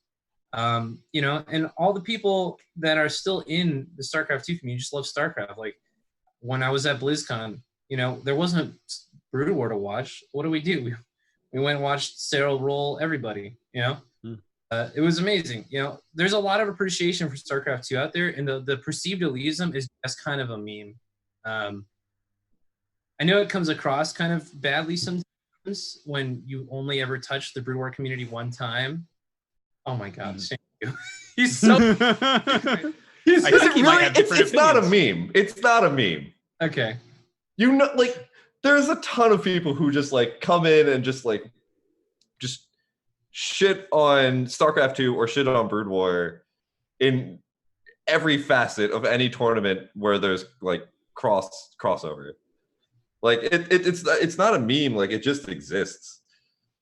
I don't think I agree with you. Like, so there's like unincorporated Brood War, right? Like for example, there's like this random Vietnamese dude named Pukbo, and every time I stream, he comes in, "Go holiday, you fat," and I'm just like, okay, dude. But I don't really consider that to be like part of like the Brood War community. Like, I feel like if you come to Brood War and you engage with the general community that like is part of this like connected group of people, you're not going to find any kind of real StarCraft 2 Brood War elitism other than maybe from Avi, and he's just a discount. I don't know about that. Yeah, no, I mean, seriously. I think even as a meme, it's still. I agree. Even if you want to consider it a meme, which I don't think it's really that much of a meme. I think there's a lot of people who generally think StarCraft 2 is bad. And it's actually funny because even within Twitch's like internal chat, people try to they think they're triggering me by like mentioning StarCraft 2, and I'm like, oh, no. I went to Korea to go watch a StarCraft 2 tournament literally this summer, so I don't know what your people's problem is. But yeah, I don't know. I think it does exist, and I think it's fine. I don't think it's really that bad. Like, it's annoying. I think it's annoying. I think it should just be banned. Like, if someone just starts going into whatever elitism, like if someone's in a Brood War tournament and it's a Brood War chat and someone's just like, man, I really like Brood War more than StarCraft 2, I don't think that's that bad. Because I mean, that's the same thing as like someone being like, oh, they're watching a Dota tournament and man, I really like watching Dota. When I'm watching Brood War, I'm like, man, I really like watching Brood War over StarCraft 2. That's just an opinion. That's a thing. It becomes upsetting when you go to a StarCraft 2 tournament and you're talking about Brood War as something that I'd rather watch. Or like someone's talking about Brood War and they're like, yeah, but I'd rather watch StarCraft 2 than Brood War. That's where things get mean. And I see that a lot. I do see that a lot in Twitch chats. I don't know how sincere those people are. I don't know. I just feel like there's a lot of other examples where you'll see stuff like this, where it's like the Melee community versus like the Smash Ultimate, Smash 4, Smash for Wii U communities. Like the Melee community is like the OG, like super legit pro mega gamers, You know what I mean? They're like mega gamers. I love it. You know what I mean? So, but it's not like Melee players are like actively like antagonizing, what the other communities in it. Have you been to a tournament where Smash 4 or whatever Ultimate is on before Melee? No, what I'm trying. They routinely have to like post out the community heads of Melee, like routinely will post out, guys, it's not fucking cool to sit there and yell Melee while Smash 4 or Smash Ultimate is on, because they do it. They do it a lot, and it happens a lot. That's true, but I also don't feel like they're not being like super disingenuous, right? Like, I feel like if you like Brood War, you can respect StarCraft 2. If you don't actively participate in it, and if you like StarCraft 2, you probably respect Brood War players, even if you're not necessarily an active participant in the community. It's more that internet culture is like really about being kind of a troll and having a lot of fun messing with other people just to get a reaction. And that's what I'm saying. I'm not saying like it doesn't happen. I'm saying that it's probably disingenuous when it does happen. And I don't think it's as big of a problem as a lot of people think on like an actual, like, if you want to come to Brood War as a StarCraft 2 player, just come over, talk to us. We're happy to have you, man. I don't know. I hesitate to call it disingenuous, because I feel like it is ignoring that it does happen and it's incredibly annoying. But I don't know. I'd rather just say, hey, if you do that, don't. And if you don't do that, congrats, you're a good human. Like, that's as far as I'll go. I agree. I don't think it's trying to downplay it as a meme or trying to say like it doesn't exist. I feel like that's just as silly as to say, I don't know. I don't think it's productive behavior. I don't think it's good for the community. I think it can do harm. But I feel like if people know that it's a meme and then you hear it, you're not going to be anywhere near as like upset like by it. I feel like there's so much crap out there all the time. Like, knowing that someone isn't actually trying to antagonize you or make fun of you for liking a game versus just being a meme. I don't know. I think it makes a difference, I guess. I mean, I'll be completely honest. I was the person who was at the StarCraft 2 tournament in August, literally trying to hold up a cheerful that said, "When's Brood War?" And they camera swerved me. But was it a meme though? All the time. So I am somewhat part of the toxic. Sham 2 equals toxic. I'm sure this will be all over everywhere. But it's just like, I think there's playful, and then there's the mean stuff that comes out, and that exists really too. Toxic. So I agree. But I think that if you're going in and trying to like trigger people, then say like Brood War is a better game and all that stuff, then you're probably mean. I was somewhat being mean with my cheerful, but whatever. I think a little bit of that content is fine. I think when it's like when it takes up an entire Twitch chat and it's just people fighting the entire time, and I have to just go in with a ban hammer. That's where.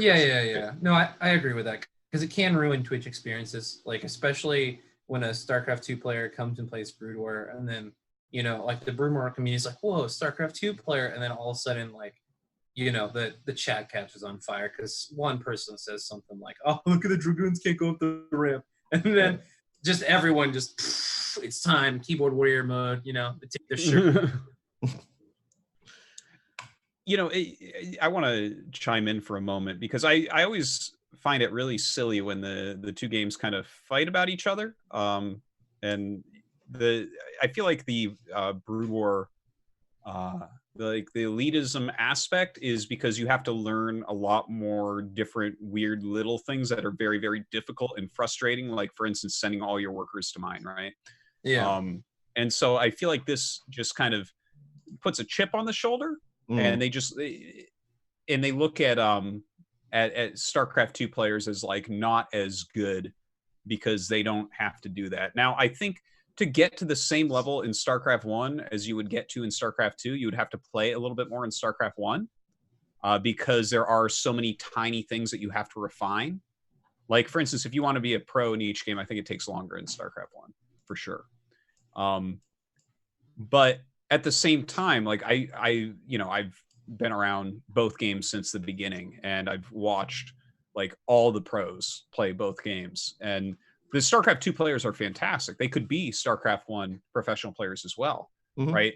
Like Cyril could be a professional gamer in StarCraft 1. Maybe it would take him a little bit longer because it's kind of a more mechanically demanding game or something, but he could do it. He is that quality of gamer. Like, and to be honest, I make fun of things like Fortnite, and it used to be League of Legends, but that's been around so long I kind of lay off it now. But like, whatever game I make fun of, like, just because these people chose to play that game does not mean that they're necessarily an inferior gamer. It's like, yeah, they didn't learn all these hard things that you learned, but could they not do it? It's like, well, no. I mean, if they wanted to go learn some Brood War and work on it, they could learn that as well. It's it's not like they're just a stupid person that is incapable of any of this, you know?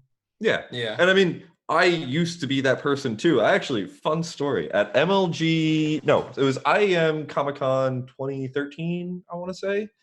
I thought I was hot shit because I was a StarCraft 2 commentator, and back then I was in Masters, and I'm a cool guy, right? Had blue hair and glasses. we went to a Barcraft. This is all coming together, and at IEM Comic-Con there was a League of Legends tournament and a StarCraft 2 tournament at the same time, and they would swap back and forth a whole bunch. And the League of Legends crowd was getting like bigger and bigger, and the StarCraft crowd was like pretty decent. But anyway, we get to this Barcraft later, and this guy walks up to me and he goes, "Hey man, like, nice to meet you. Like, I play League of Legends." And I was in my head, I'm like, "Oh God, what a terrible person. Like, why would you play that shitty ass game?" And I'm with one of my like real life friends, and he goes, "Yeah, my name's Skara. Nice to meet you," and like shakes my hand and walks away. And I was like, "Wow, what a nerd." And I go, "Wait a minute."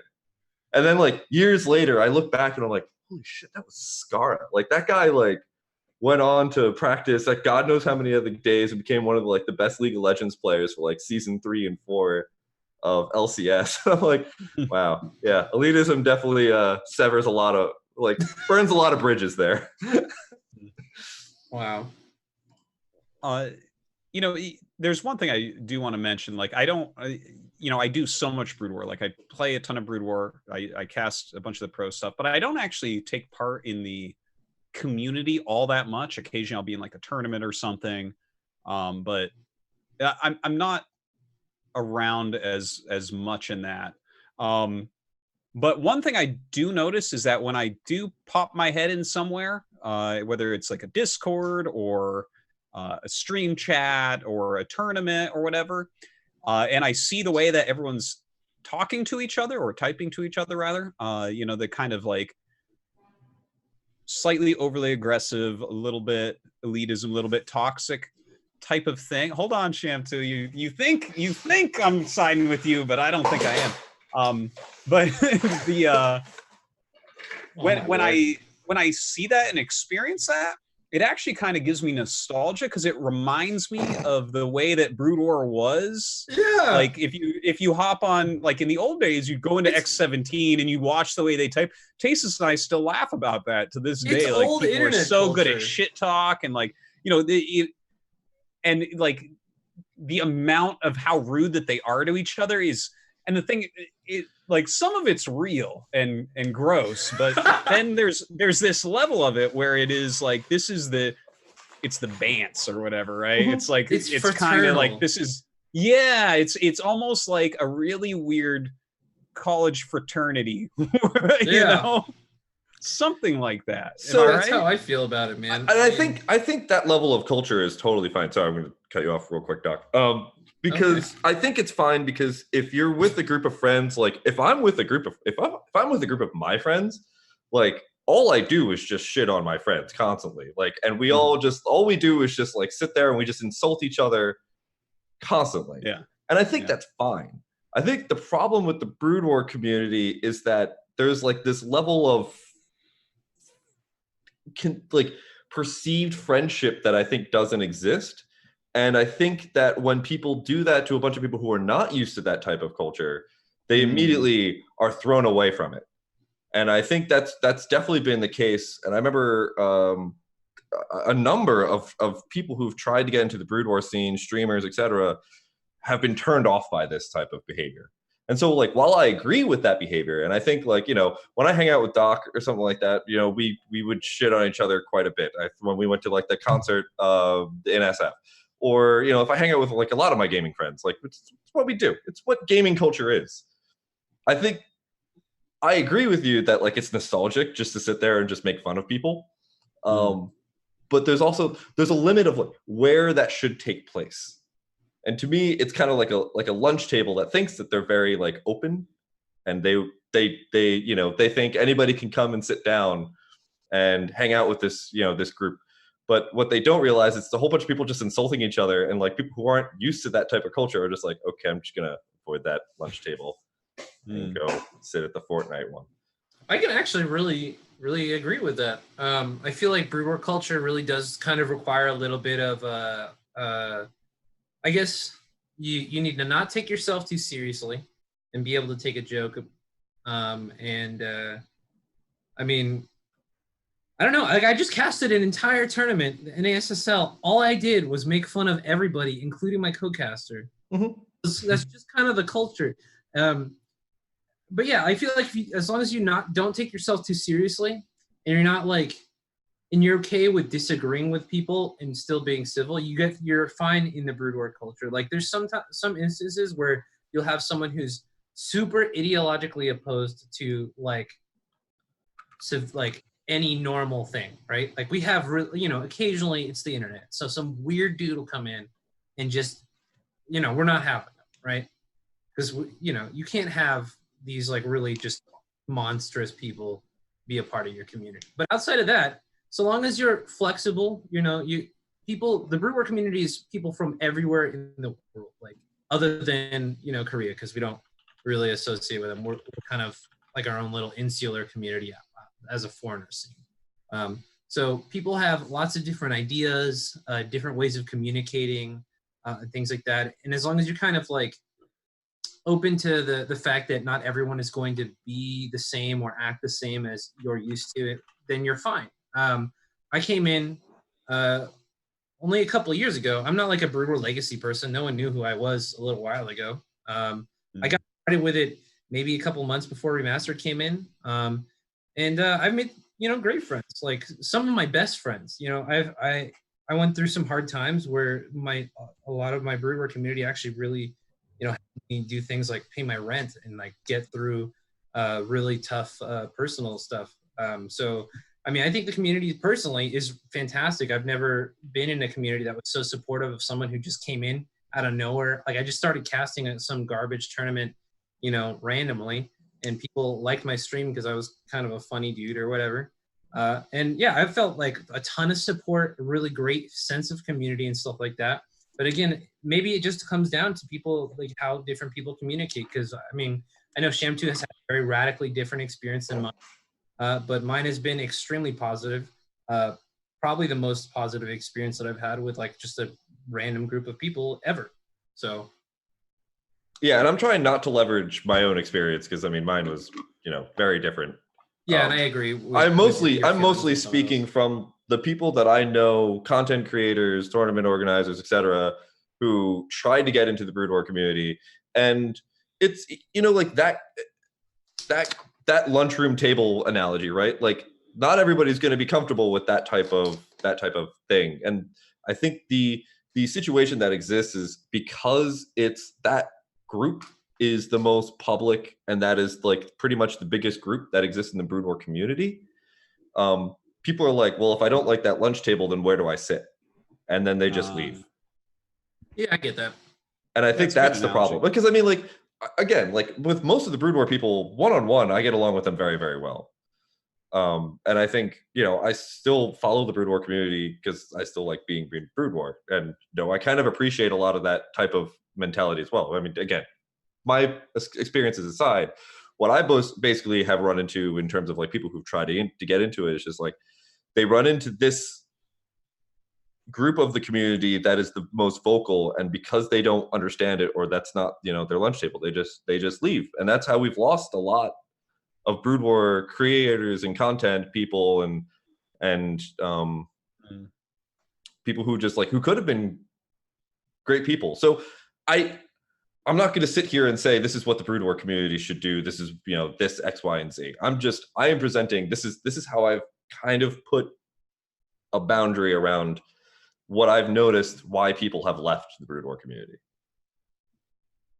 Yeah, you know, I think at the end of the day, it's an interesting thing, because it's like, what in a lot of ways makes Brood War is these weird, the community, as I was kind of mentioning it, right? That's a lot of my memories. But at the same time, I look at it and I'm like, this game is so good. Mm-hmm.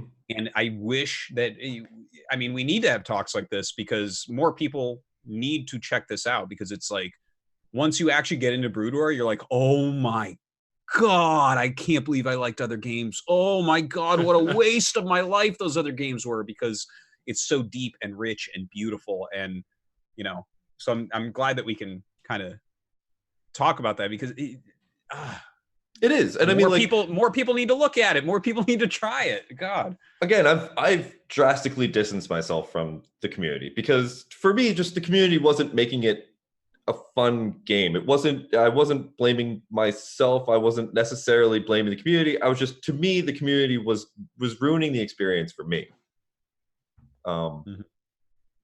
And so that's why, like, I distanced myself away, and now I don't really have that many people that I talk to about Brood War. I still fucking play Brood War because it's still the fucking best game that's ever existed ever. And people are like, why don't you just play other games? And I'm like, I don't really want to play other games. Like, I look at playing League of Legends or something, and I played it for like one game again. I used to play it a lot back in the day, and I'm like, it's not Brood War. And then I just put that away. And I tried playing StarCraft 2 again after going to GSL versus the World, and I was like, it's not Brood War. Put that away. And it's the only game I want to play. Well, that and, you know, whatever my friends are playing, just because it's fun to hang out with them. Gotcha. All right. Well, I think that was a much better talk than last time on the elitism toxicity thing. So thank you guys for that. Do you guys have any other Brood War related stuff before we move on to the Patreon questions? Have they announced if there's going to be another tournament? Because I know ASL has just ended. Has anything been announced yet? There's 2 KSL seasons this year. But yeah, no, there hasn't been an announcment of like when it starts. Okay, that's what I was confused about, because normally, like, by the time that ASL is ending, KSL quals are like the next weekend. Generally. And KSL, when they're ending, ASL quals are the next weekend, but I haven't heard anything of the announcement, so I was just curious about. Well, I think it's like I know Dan, you're probably in some weird situation because you probably know or something, and they just, you know. I certainly have more information than other people. Yes. But yeah, I mean, there's 2 KSL seasons this year, 2 ASL, and we're in the beginning of September, so I would imagine it's going to start very soon. I don't have the exact start date as of right this second, but yeah, should be coming up, I would say. All right. Well, I think that this has been a wonderful discussion on Brood War.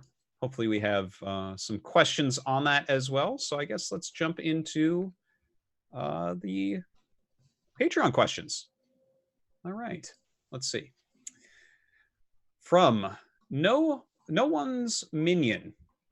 There is a storyline that is largely ignored. How do you feel about the caster region locking that we've seen for years? Has the foreign scene caught up enough with Tastosis to open this up?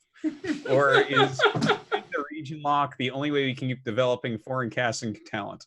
Love the show. It's very funny.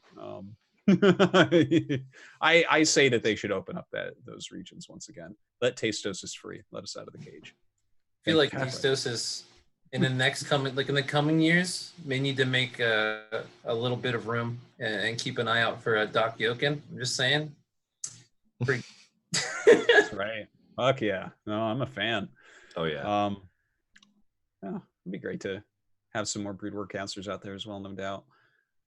I guess the big question is, why do they keep letting the Australians cast on the European server? That's my question. That's a weird I'm sorry, thing. are you denying me more airtime from Maynard? Because if I had my way, I would have Maynard every global event. Yes, I think most people would. But all right. Thank you for your question. No one's. Saint Zero asks, Brood War intros get me super hype. If I watch an old MSL or OSL match, I just get that itch to play some StarCraft from the intro alone. What is your favorite intro or hype video for a Brood War tournament ever? Is picking the ever OSL cheating? Yes. How about SC2? Which game had the better approach to hype and intro videos? I will go ahead and say that StarCraft 1 has better hype and intro videos than StarCraft 2. Goes like without question, though. For the last 2 years, I think GSL videos have been starting to get really good. We've had some really sick ones. There was one where Innovation looked like a badass from a couple of years ago that I was like, damn, this is getting to be Brood War quality. But what is your guys' favorite from the old intro videos? Come on, it's none of the Korean ones. Garbage. It's none of the StarCraft 2 ones. Garbage.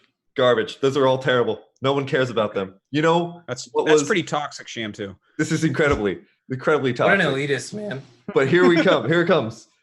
The best intro video of all time was the Team Liquid tournament for Brood War, where they superimposed people's faces on like subway cars, and it was like all over New York.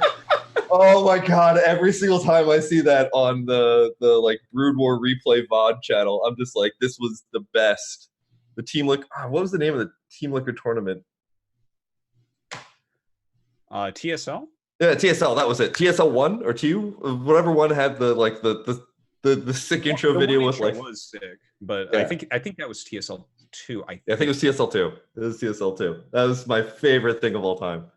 All right. So my answer is gonna be. Yeah. Mine's gonna be really bad, but I kind of really like what do you call it? Like anti-humor, like Eric Andre and all that stuff that makes you really like uncomfortable when you watch it.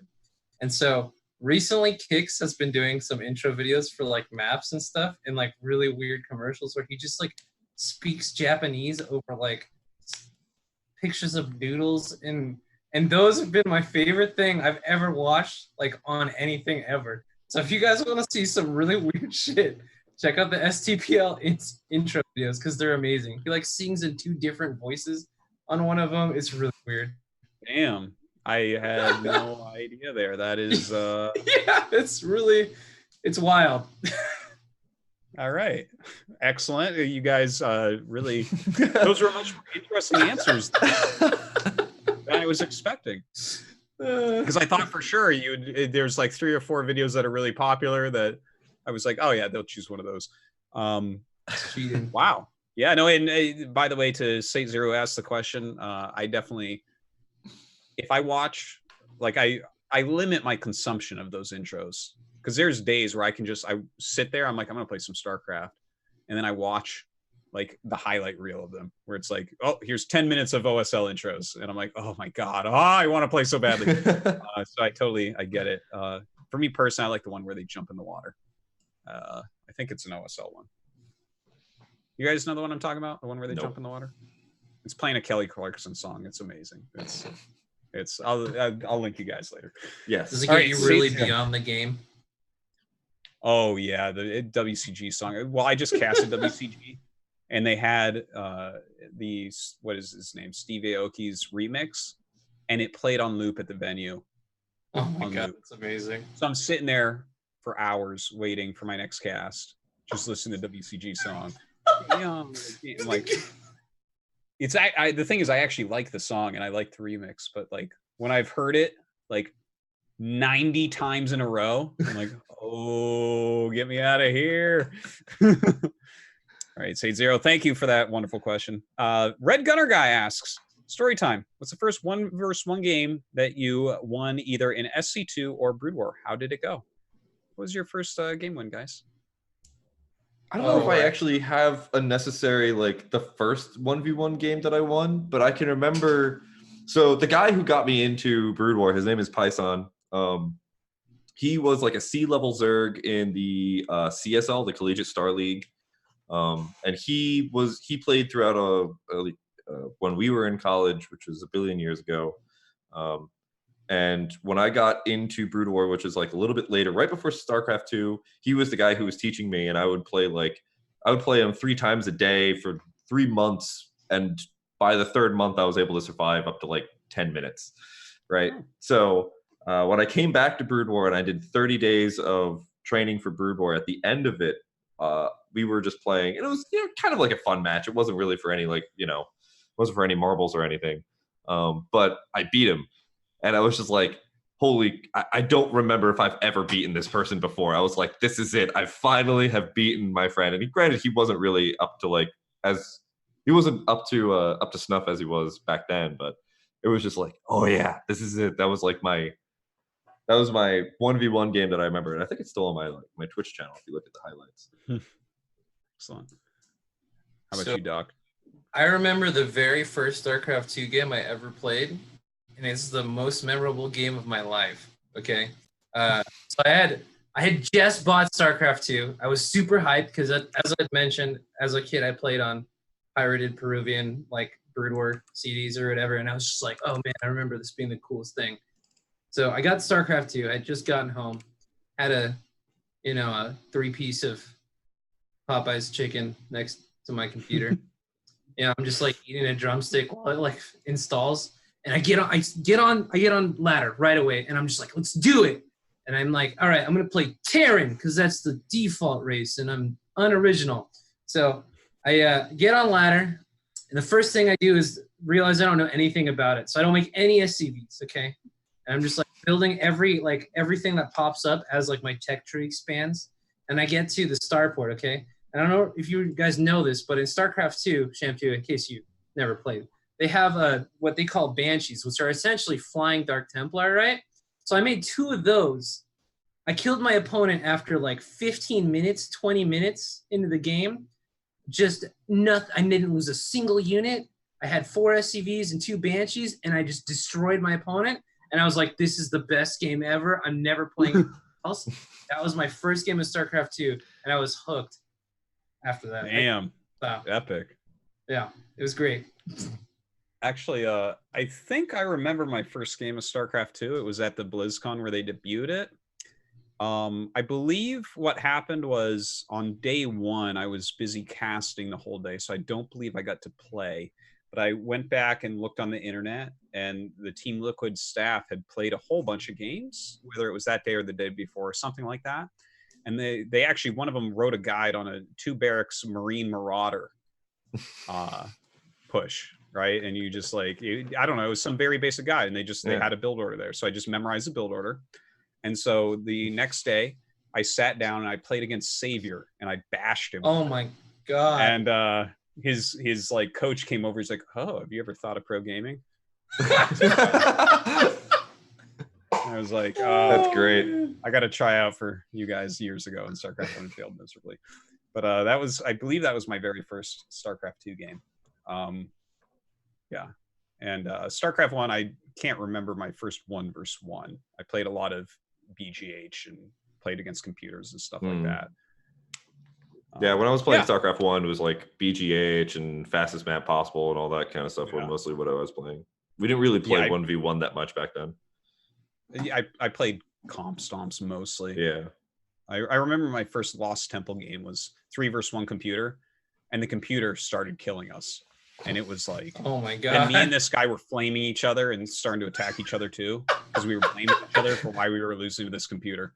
So it was like, we were That's the real StarCraft bad. experience. Imagine that. That's where I started. I lost a 3-on-1 on Lost Temple to a fucking computer, and here I am. So if you work hard for 20 years, you'll be good at Brood War.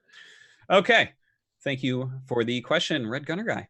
Sauce King asks, which professional StarCraft 2 or Brood War match carried the most emotional weight for you, either as a spectator, player, or caster? Example, Jaedong versus SOS BlizzCon Finals and Sue winning IM were the most I was ever emotionally stirred by a pro match and truly on the edge of my seat. What emotionally was important for you guys amongst the games? So I started out as a Terran. I switched to Zerg in StarCraft 2. And I had been watching all of the Korean pros. I remember there was a game, and it was Nesty. And I can't even remember who his opponent was. But I was watching, and you guys were casting, and we're like, he just sends drones across the map. And his Protoss opponent had Forge Fast expanded, and Nesty rushed a lair. And everyone's like, what is going on? Why is he sending drones across the map? And so Nesty made a hatchery in front of the Forge Fast expand wall, and then made 3 sunkens, busted the wall, and killed his opponent. Yeah. And that was, this game is magical. Anything can happen, and I will never stop watching it. And I was like, I was so hooked after that. I couldn't stop. I want to say that was against Hongan, but I don't remember 100%. That was a sick game. It was a long time ago. Yeah. What about you, Shamsi? Do you have a I don't know. I have like the worst memory in the world, so I don't remember like a lot of specific matches really well. Yeah, I don't know. I don't know if I actually really have an answer. I mean, it's an easy answer is Shamtu Duck versus Doc Holiday, where I ran Zerglings in your Fantasy Flash. What was it? In the finals? That was sick. That was a sick one. That was like one of those ones where I was like, holy cow, Brood War is like a magical game. Can I give a really weird answer? Which is like, please. I know everybody's going to hate me for this. It's not StarCraft 2 or Brood War, actually. Okay. It's a Heroes of the Storm game. Yeah. There was this Heroes of the Storm game where it's just like, it was just like this weird magical moment for me that I just realized that like humans are just way too intelligent for their own good. There was a guy who's playing Witch Doctor who has a spell on his W, which summons like a wall up, and you're supposed to use it as like you contain your opponent. And then Witch Doctor's ultimate was also you cast like a giant spirit, and if you get interrupted in any way, like the spirit goes away. And the enemy had the guy who had the hook, Stitches, and so for some strange reason, I was casting this game, and I remember it just was so emotional to me that I remember it perfectly to this day. I don't even remember who played it, but it was just like such an emotional game, just because of like what it did to me. But basically, this guy used the hook, and the Witch Doctor, instead of using his W offensively to contain his opponent, built a wall of zombies around himself because he knew that the Stitches was going to go for the hook. And so what he did was he used it defensively to like pull out, so that when Stitches went for the hook, it would just pull one of the zombies instead. And it's like such a small thing, but it's like, holy cow, like no one's ever used this thing in this way before. And I always try to remember that when I'm like watching StarCraft or something, like, what's the way that I could use this thing that most people wouldn't use this thing? Mm-hmm. And I don't know why it's coming to my head right now, but that was like the only thought that I could possibly muster up about that question. No, I like it. I like it. Yeah, sometimes you see brand new things that are just so beautiful. And the thing is, I feel like that's happened so many times for me now. It's hard to like, There's so many thoughts that pop into my mind. Like I remember Boxer like nuking Null-Ra and Python, I think, when Null-Ra had islands, and that was like a very intense moment. I think, people always ask me what's my favorite series of all time. It was the OSL Round of 4 Reach vs. I Love Uv. And it was like the 2004 one of the OSLs. And it was, the game that really got me was like the space platform game. And Uv was playing a perfect macro game. And then Reach just fucking held him off because he was the man toss. And it was like, oh, these guys are too good. It doesn't even make sense. Nesty versus, I think it was Keen, that one really insane game where at the end It was like a GSL game where Nesty had no fucking business winning, and then he did every move brilliantly and ended up winning. After the end, I leaned back. I'm like, I need a cigarette because it was better than sex. It was the most insane game. There's so many moments in esports like that, man. Yeah. It's so great. Like they just stick in your mind for forever. Excellent question there, Sauce King. So many great matches. My God. Whew.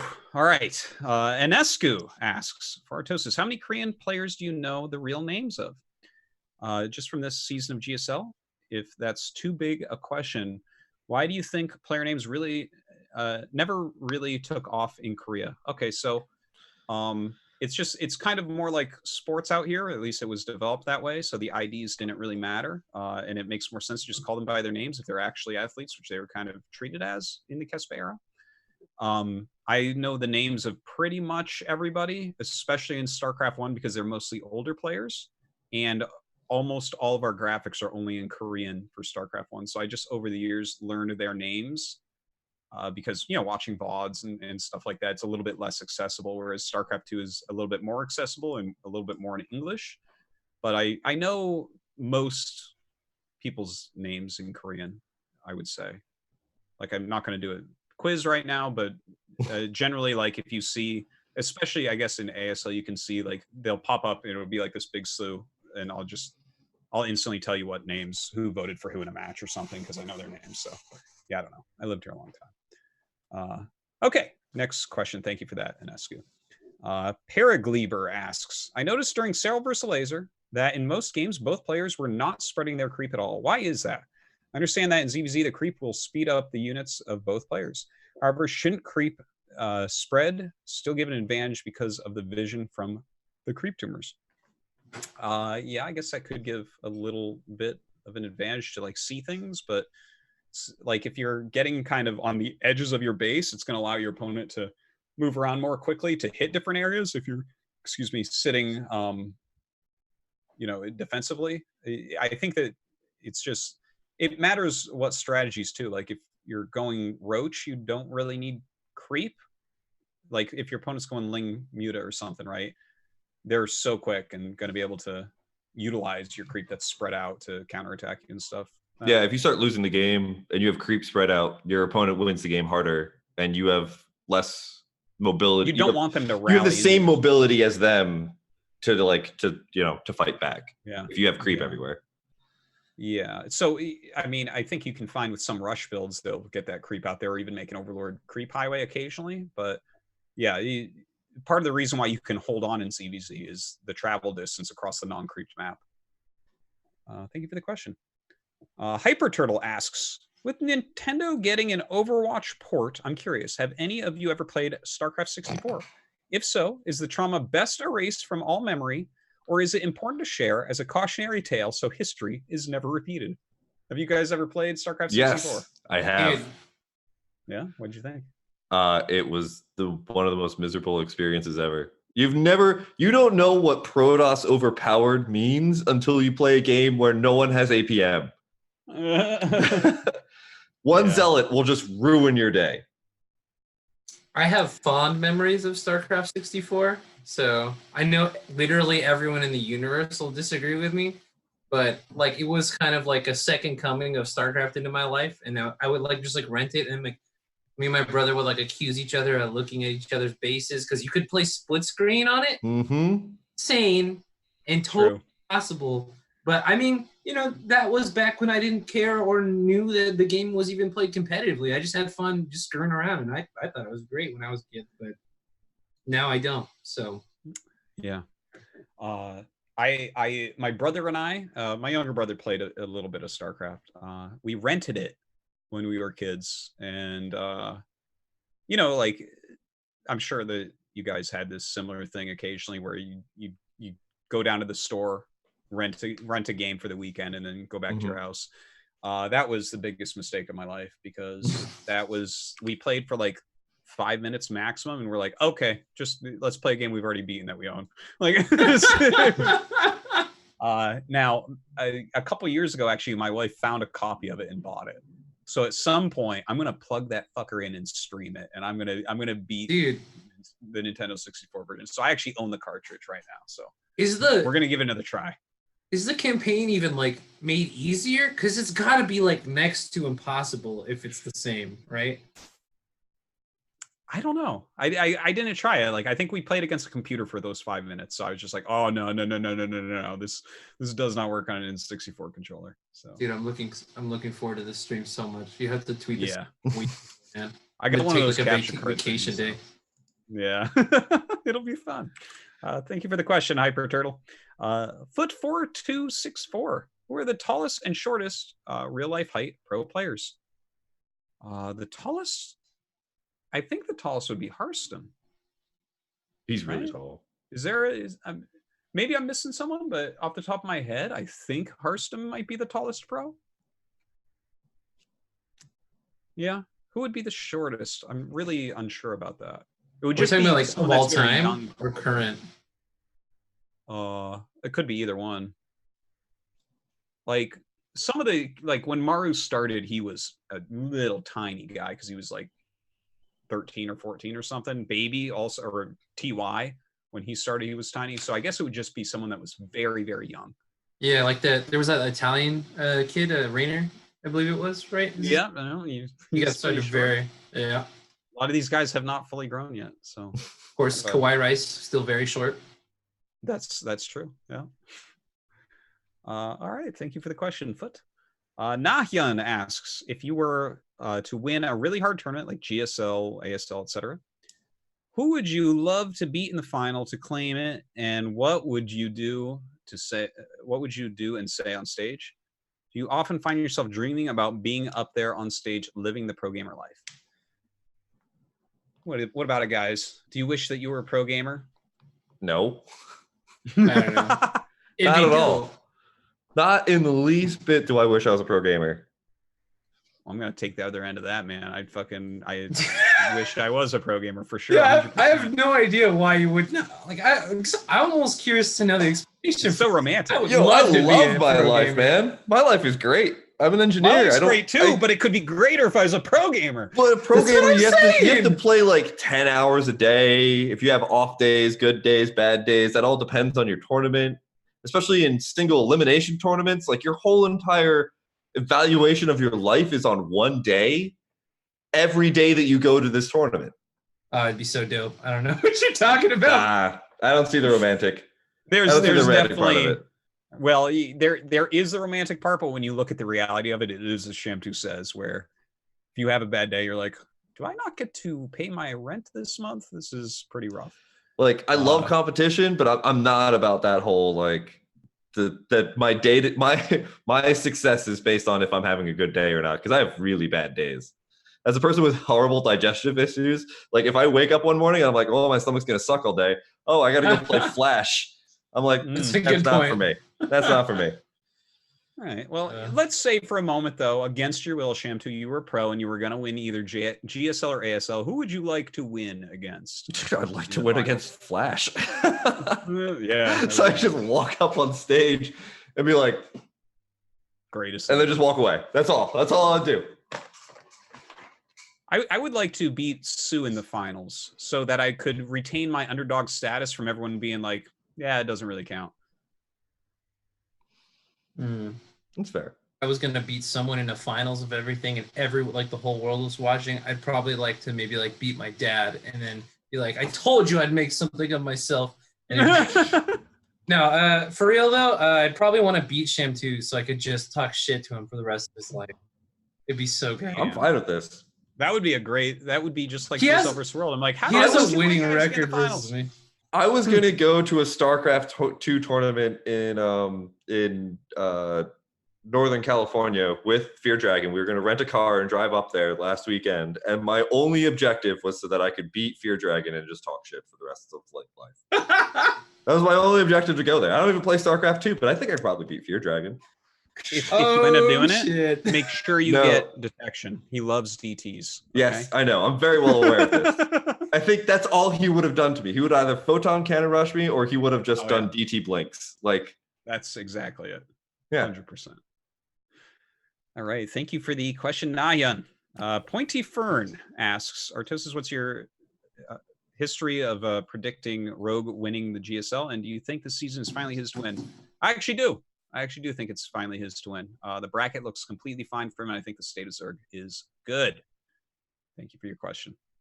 Zesty asks, it seems as if most tournament hardware settings have normalized. 1080p monitors, roughly 23-inch screens, etc. But that wasn't always the case. Do you have any pet peeves or preferred setups that tournaments either used to offer or offer now? Do you ever lug your CRT to a tourney? Well, I mean, I've never lugged a CRT to a tournament. I just kind of show up with a keyboard and mouse, personally. Yeah. I think that, I guess the main thing that is not normalized, that would be nice if it could be, is chairs and chair height. That's I was gonna say. The one thing I do, and everyone laughs at me, and it's been probably, what year is it? It's 2019. So it's been maybe 14 years of me carrying a cushion to every tournament so I can adjust my chair height.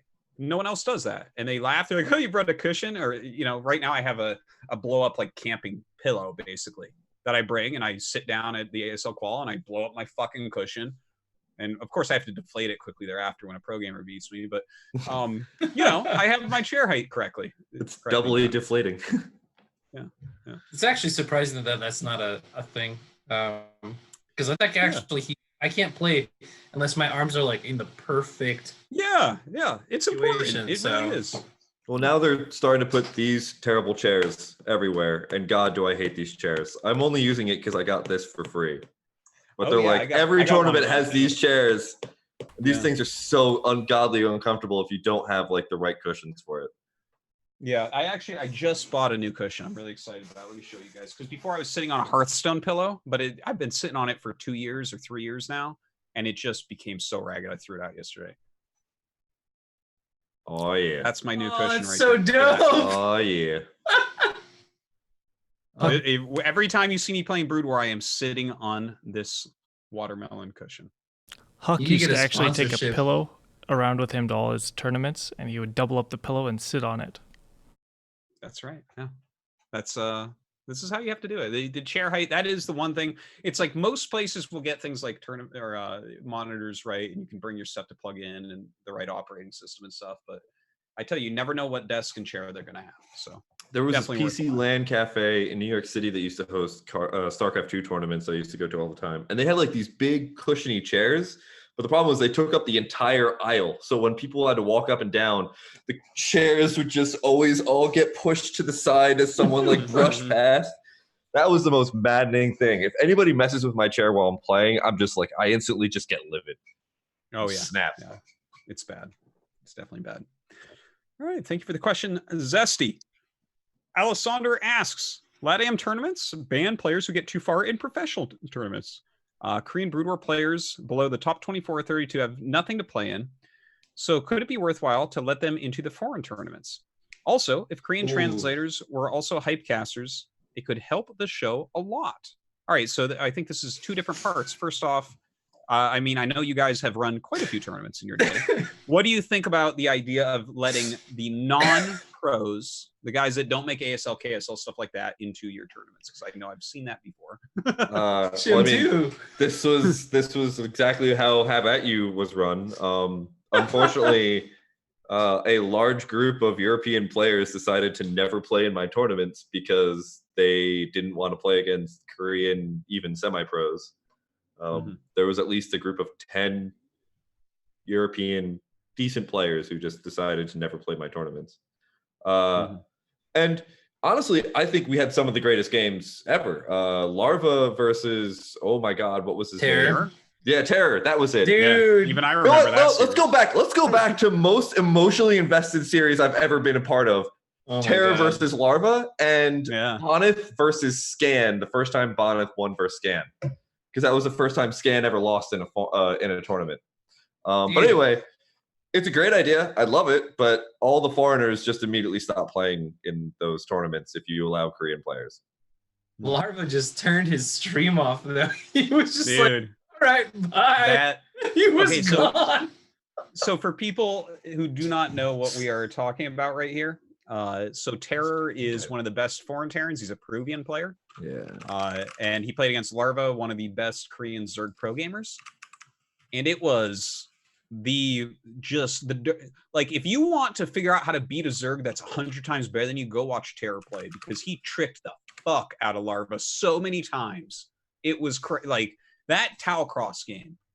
I was like, okay, Terry, you're the dirtiest. There is, I mean, It was as one Terran to another, this is the dirtiest thing I've ever seen. It was crazy. Definitely worth a watch. Those Peruvian strats, man, they'll get you every time.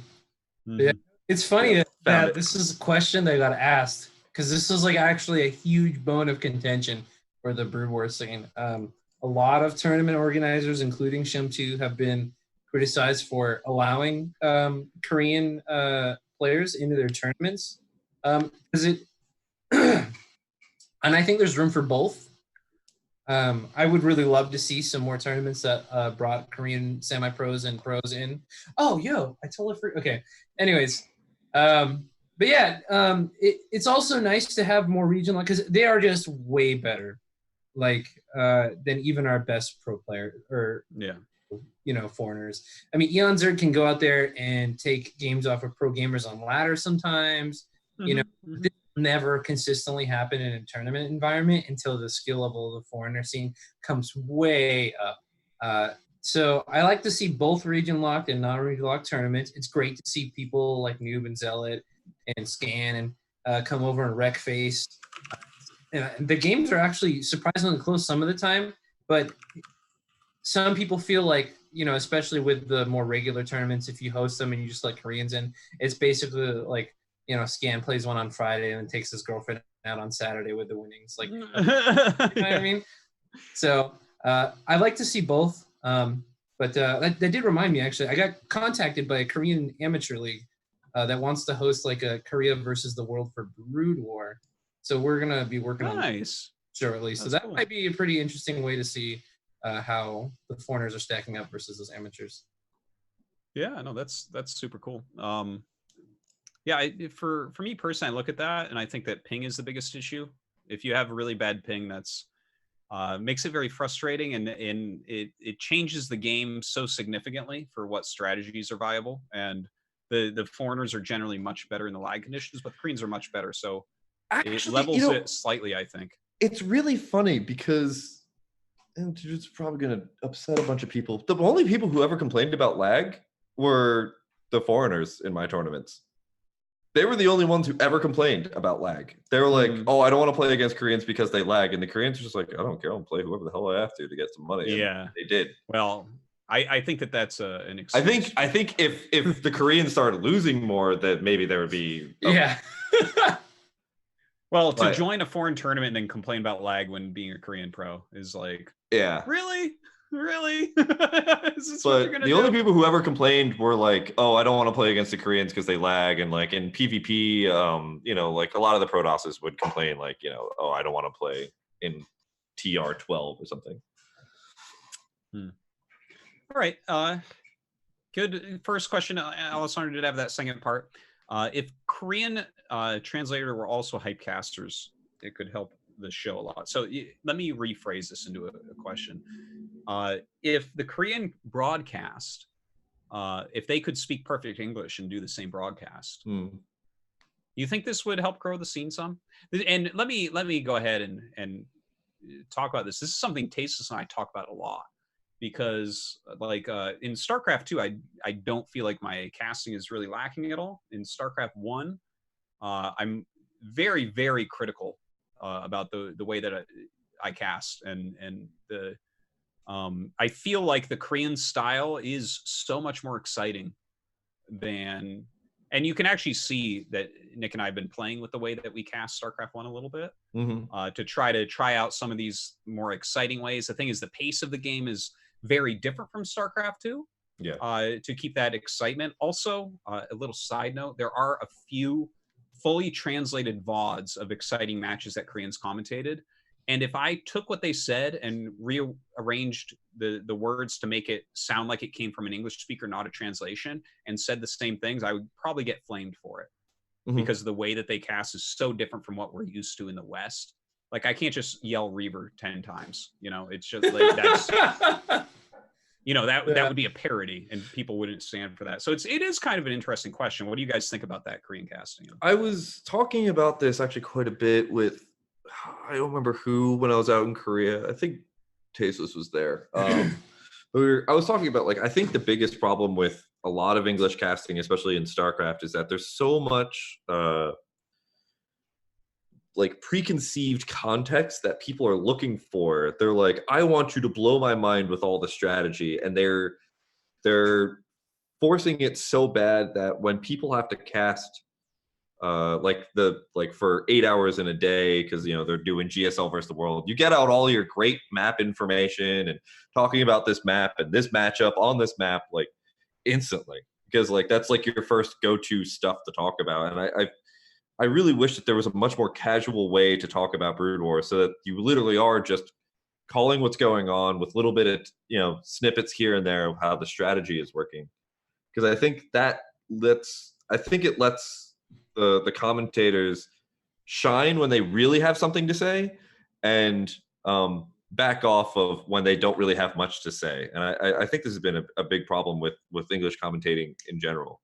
Like, I always look at a lot of different other commentators, and even listening to like a lot of sports broadcasting, mostly what they just rely on is just like a whole bunch of numbers that we don't really have. So I think going back to just like a little bit more of a slightly more casual context, and then only dropping like the knowledge bombs when you have to, and otherwise just talking about what's going on immediately. It's a lot more interesting. But I think, you know, so many people are just like, I want to hear strategy 1,000% of the time, and if you make any jokes outside of that, you're the worst caster ever. Yeah, I tend to agree with that sentiment. I mean, like, there's that like great clip that Jeff had about like player introductions and how like ridiculously mundane it gets when you're doing like a best of 5, where you're introducing the same players 5 times in a row. And yeah, there's a lot of weird formality that people expect more as casual viewers, I think, from their casters, that I think could be necessarily done away with to keep things a little more interesting. As far as the Korean casters coming on, I think it might be pretty exciting. The thing about like the quality of the cast, though, and like all the screaming about Reavers over and over and over again may be kind of an issue. But I think we do have quality hype casters.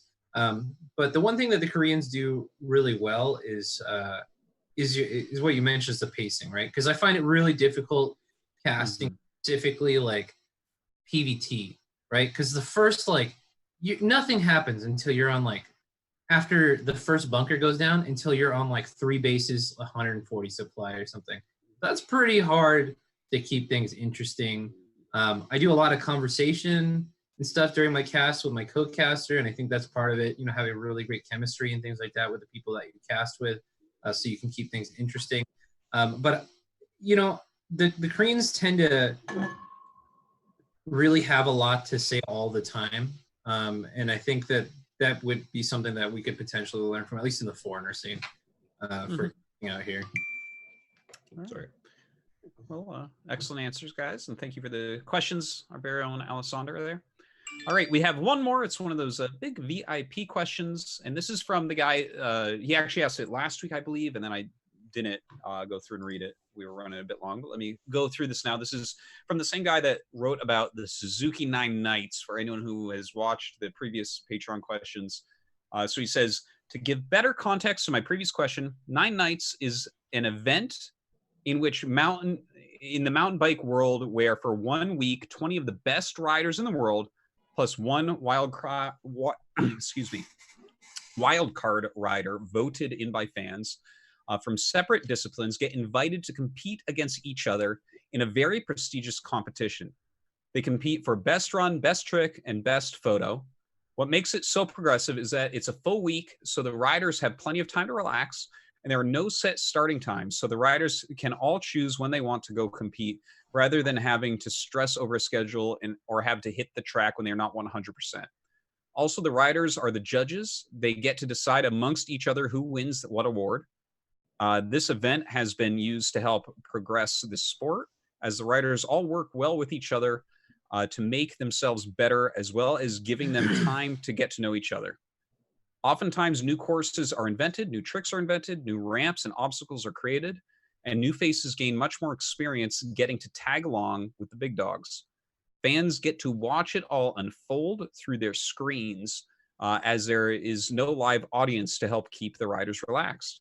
Could this be applied to the StarCraft world? Yeah. Would sticking Cyril, we're about halfway through the question. This is it's an essay question. Yeah. Oh my. Would sticking Cyril, Maru, Stats, Raynor, Special Need, Clem, etc. in the same place for a week and giving them time to relax and get to know each other help their performance? Would not have the pressure to have to play games at predetermined times versus each other in a tournament style bracket be beneficial for the scene and overall hype? Would knowing that they are all going to play each other and have to vote together to judge what is the most exciting match of the week make for some of the best StarCraft games we have ever seen? Would new strategies come to light knowing that prize money is not on the line and they can rematch whoever, whenever they so choose? Players could choose maps, game modes, whatever, and the possibilities are endless. And I imagine it would help the players feel refreshed, and maybe even they would look forward to the following events, feeling more like friends playing together rather than rivals competing to eliminate each other. Sorry for the lengthy question, but every year I watch the 9 Nights. I think about how cool it is that they have that in the bike world and how it could probably be something great for StarCraft. I would love to hear your guys' thoughts. Okay, what do you guys think about this overall idea? It's home story cup. I was kind of gonna say that. A little bit, yeah. Kind of the camaraderie and the hanging out. And yeah. There is a schedule, though. It's not. What do you think about the? You can't not have a voting? schedule. It's a 1v1 game. Yeah, I think that's where it might really deviate a bit. Yeah. Is something like this where it's like score based a lot of the time. It's like, okay, I guess you could have a race or like who jumps the highest, and those are direct, just like StarCraft, where it's like who wins the game. But a lot of it's more artistic, where StarCraft doesn't have as much of that artistic side. The most beautiful game to a pro gamer might just be the game that's won. I don't know. I think it'd be pretty sick to have like a StarCraft festival where you have like a week. You just invite like everyone, and you just have, and the real problem is that it would be just ludicrously expensive to have like teams going around, finding games that are being played, and like broadcasting it so it'd be a compelling event to watch and things like that. But like in theory, it sounds awesome. I mean, like Red Bull Battlegrounds were kind of like that, I think, format wise. And stuff like that. I think it'd be really cool to see, players mentoring each other and getting new perspectives from each other, and fostering a sense of community and fraternity. But as far as a broadcast event, it would be extremely difficult, like monumentally challenging to be able to cover that kind of thing. Oh man, they already have this formula down. It's called reality TV. Well, okay, pull Cyril aside. So Cyril, how did you feel about what, Bob just said about you? I don't like it. Just do that whole thing. I've always like made the joke that I think one of the funniest things that I could possibly ever imagine, and the best reality TV show I could ever come up with, is you get a whole bunch of pro gamers from different esports, you stuff them all into a house. At the end of the month or 2 months, there's $1 million tournament for whoever gets first. And they have to learn StarCraft Brood War in that time. Oh, that'd be so cool. That'd be amazing. That's a great idea. Cool. And put in the extra little bit of like lemon zest in there. All of them get a personalized Korean coach who's only allowed to speak to them in Korean, and no one who's like in the house is allowed to speak Korean. Oh man. Yeah, no, if you speak Korean, you'd win it. That'd be over. Yeah. It's a good idea. Yeah, I think it would have to be in a house. It would have to be not streamed live, but instead recorded and then edited together. Yeah. I feel like it's something that No Regret could maybe accomplish with the foreign pro house, something similar to what you're suggesting here with the 9 Nights. It would have to be a ton of filming put together at the end, because otherwise it would look very boring over time. I'm sure that the same is true for the biking thing, right? Where there's a big stretch of 8 hours and no one does anything, and then someone's like, okay, I'm gonna go do these tricks now or something. But, I'm gonna go do these tricks now. I feel like, especially if it was like foreigners too, there'd be way less StarCraft to watch than you would think. Might Drinking a lot of food, be. more games, Or drinking. Yeah. Oh. Well, that does it for the Patreon questions, guys. Let me give a quick shout out to our sponsors once again as we head towards the end here. AFKT.com. They've been supporting us a long time. They have delicious teas. I have drank quite a few of them, and they're good. So check them out. Use the code word Pylon for a discount. We also have matcherino.com/The Pylon Show. The code this week is Cheese Pizza. Please log in and type that in, and you can help us out. Also, we have some other things you can donate or buy if you'd like to support the show. And we have, I believe, 3 different shirts or so that we're retiring at the end of the week. We just wanted to let you guys know in case you were like hemming and hawing on it and you really wanted one, go ahead and grab it. But those will be rotated out. So if you want them, go ahead. And then we have, of course, our Patreon, which is just a big thanks to everyone who supports us on Patreon. This is really why the Pylon Show exists. The other stuff is kind of peripheral. But thank you guys so much. And we'll show all of our Patreon peeps. Adding to the $100 tier, big shout out to you guys, Astrofin, Manard, and Rohit Sanbadi. Thank you guys for that gigantic donation each month. Really appreciate you guys.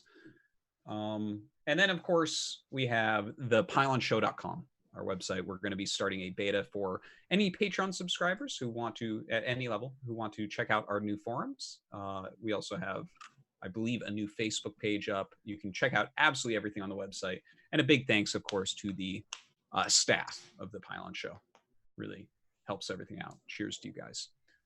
So that about does it for the show. This was excellent. This was so much fun talk with you guys. Really bringing us through the ins and outs of what is going on in Brood War. I do want to ask you guys, what are you up to? What do you want people to check out? Where can they find you and learn more about your wonderful ways of Brood War? Shamtu, how about you? So I stream twitch.tv/Shamtu. That's mostly where you're going to watch me probably just rage and ban everybody from my chat. And then, yeah, that's about it, really. I used to do YouTube stuff. I used to do tournaments. I don't really do those so much anymore. I kind of get hankerings every once in a while to like start throwing tournaments again, but who knows if I'll actually get around to doing it. I'll probably be at the LA LAN later in October, and unclear if I'm going to make it to the New York City one or not. But yeah, that's pretty much it for me. And then, of course, twitter.com/Shamtu. I'm most likely going to be making a private Twitter account soon, so I can stop like ranting about random things that don't matter to StarCraft Brood War, and I want to focus my Twitter more on Brood War and engineering stuff instead of just like my random rants about like, I don't know, Quiznos subs. That was a great tweet. That was very nostalgic. What did you say about Quiznos subs? Oh, I just linked I don't know if you remember the old Quiznos subs thing that was the like terrifying mouse that had like giant eyeballs, and yeah, it was Quiznos subs. Oh yeah, no, that's so I just randomly tweeted because we were talking about it at work. Anyway, yeah, so I'm gonna try to limit my content to make it a lot more about gaming and engineering instead of just my random rants about life. Cool. All right, and thank you much, Doc Holiday. Where can people find you? What are you doing? What do you want? You can check me out mostly on Twitch, twitch.tv/DocHoliday_TV. I mostly am casting these days. I'll cast anything that anyone asks me to, pretty much. So I just get all the weird tournaments. Like I'll get South American tournaments, 2v2 tournaments, whatever it is. I'll cast it as long as I got time. It's a lot of fun. And then you can also check me out on Twitter. It's just @DocHoliday_TV as well. I do recommend that you check out the North American Summer Star League VODs that are on my channel. If you want kind of like a taste of what like the foreign Brood War community is about. great place to start if you want to check that out. And obviously, you can find me in the Foreign Brood War Discord. You can find that on teamliquid.net, as well as the Coach People League Discord, which you can also find on the same website. Or sorry, TL.net now. Still works if you type in Team Liquid. Oh, still does? Yeah, they Okay. redirect. Yeah. Yes, yes. I hope so, because I Internet. literally just hit T with my left hand and enter. That's how I get there on my browser. Nice. All right. Well, guys, this was a fantabulous episode. Thank you so much for coming on and talking some Brood War with me. Thank you again to everyone who supports. We will be back next week with a StarCraft 2 base episode going over all sorts of fun topics. I'll announce the guests in a few days. So thank you for watching, everyone, and we'll see you next time.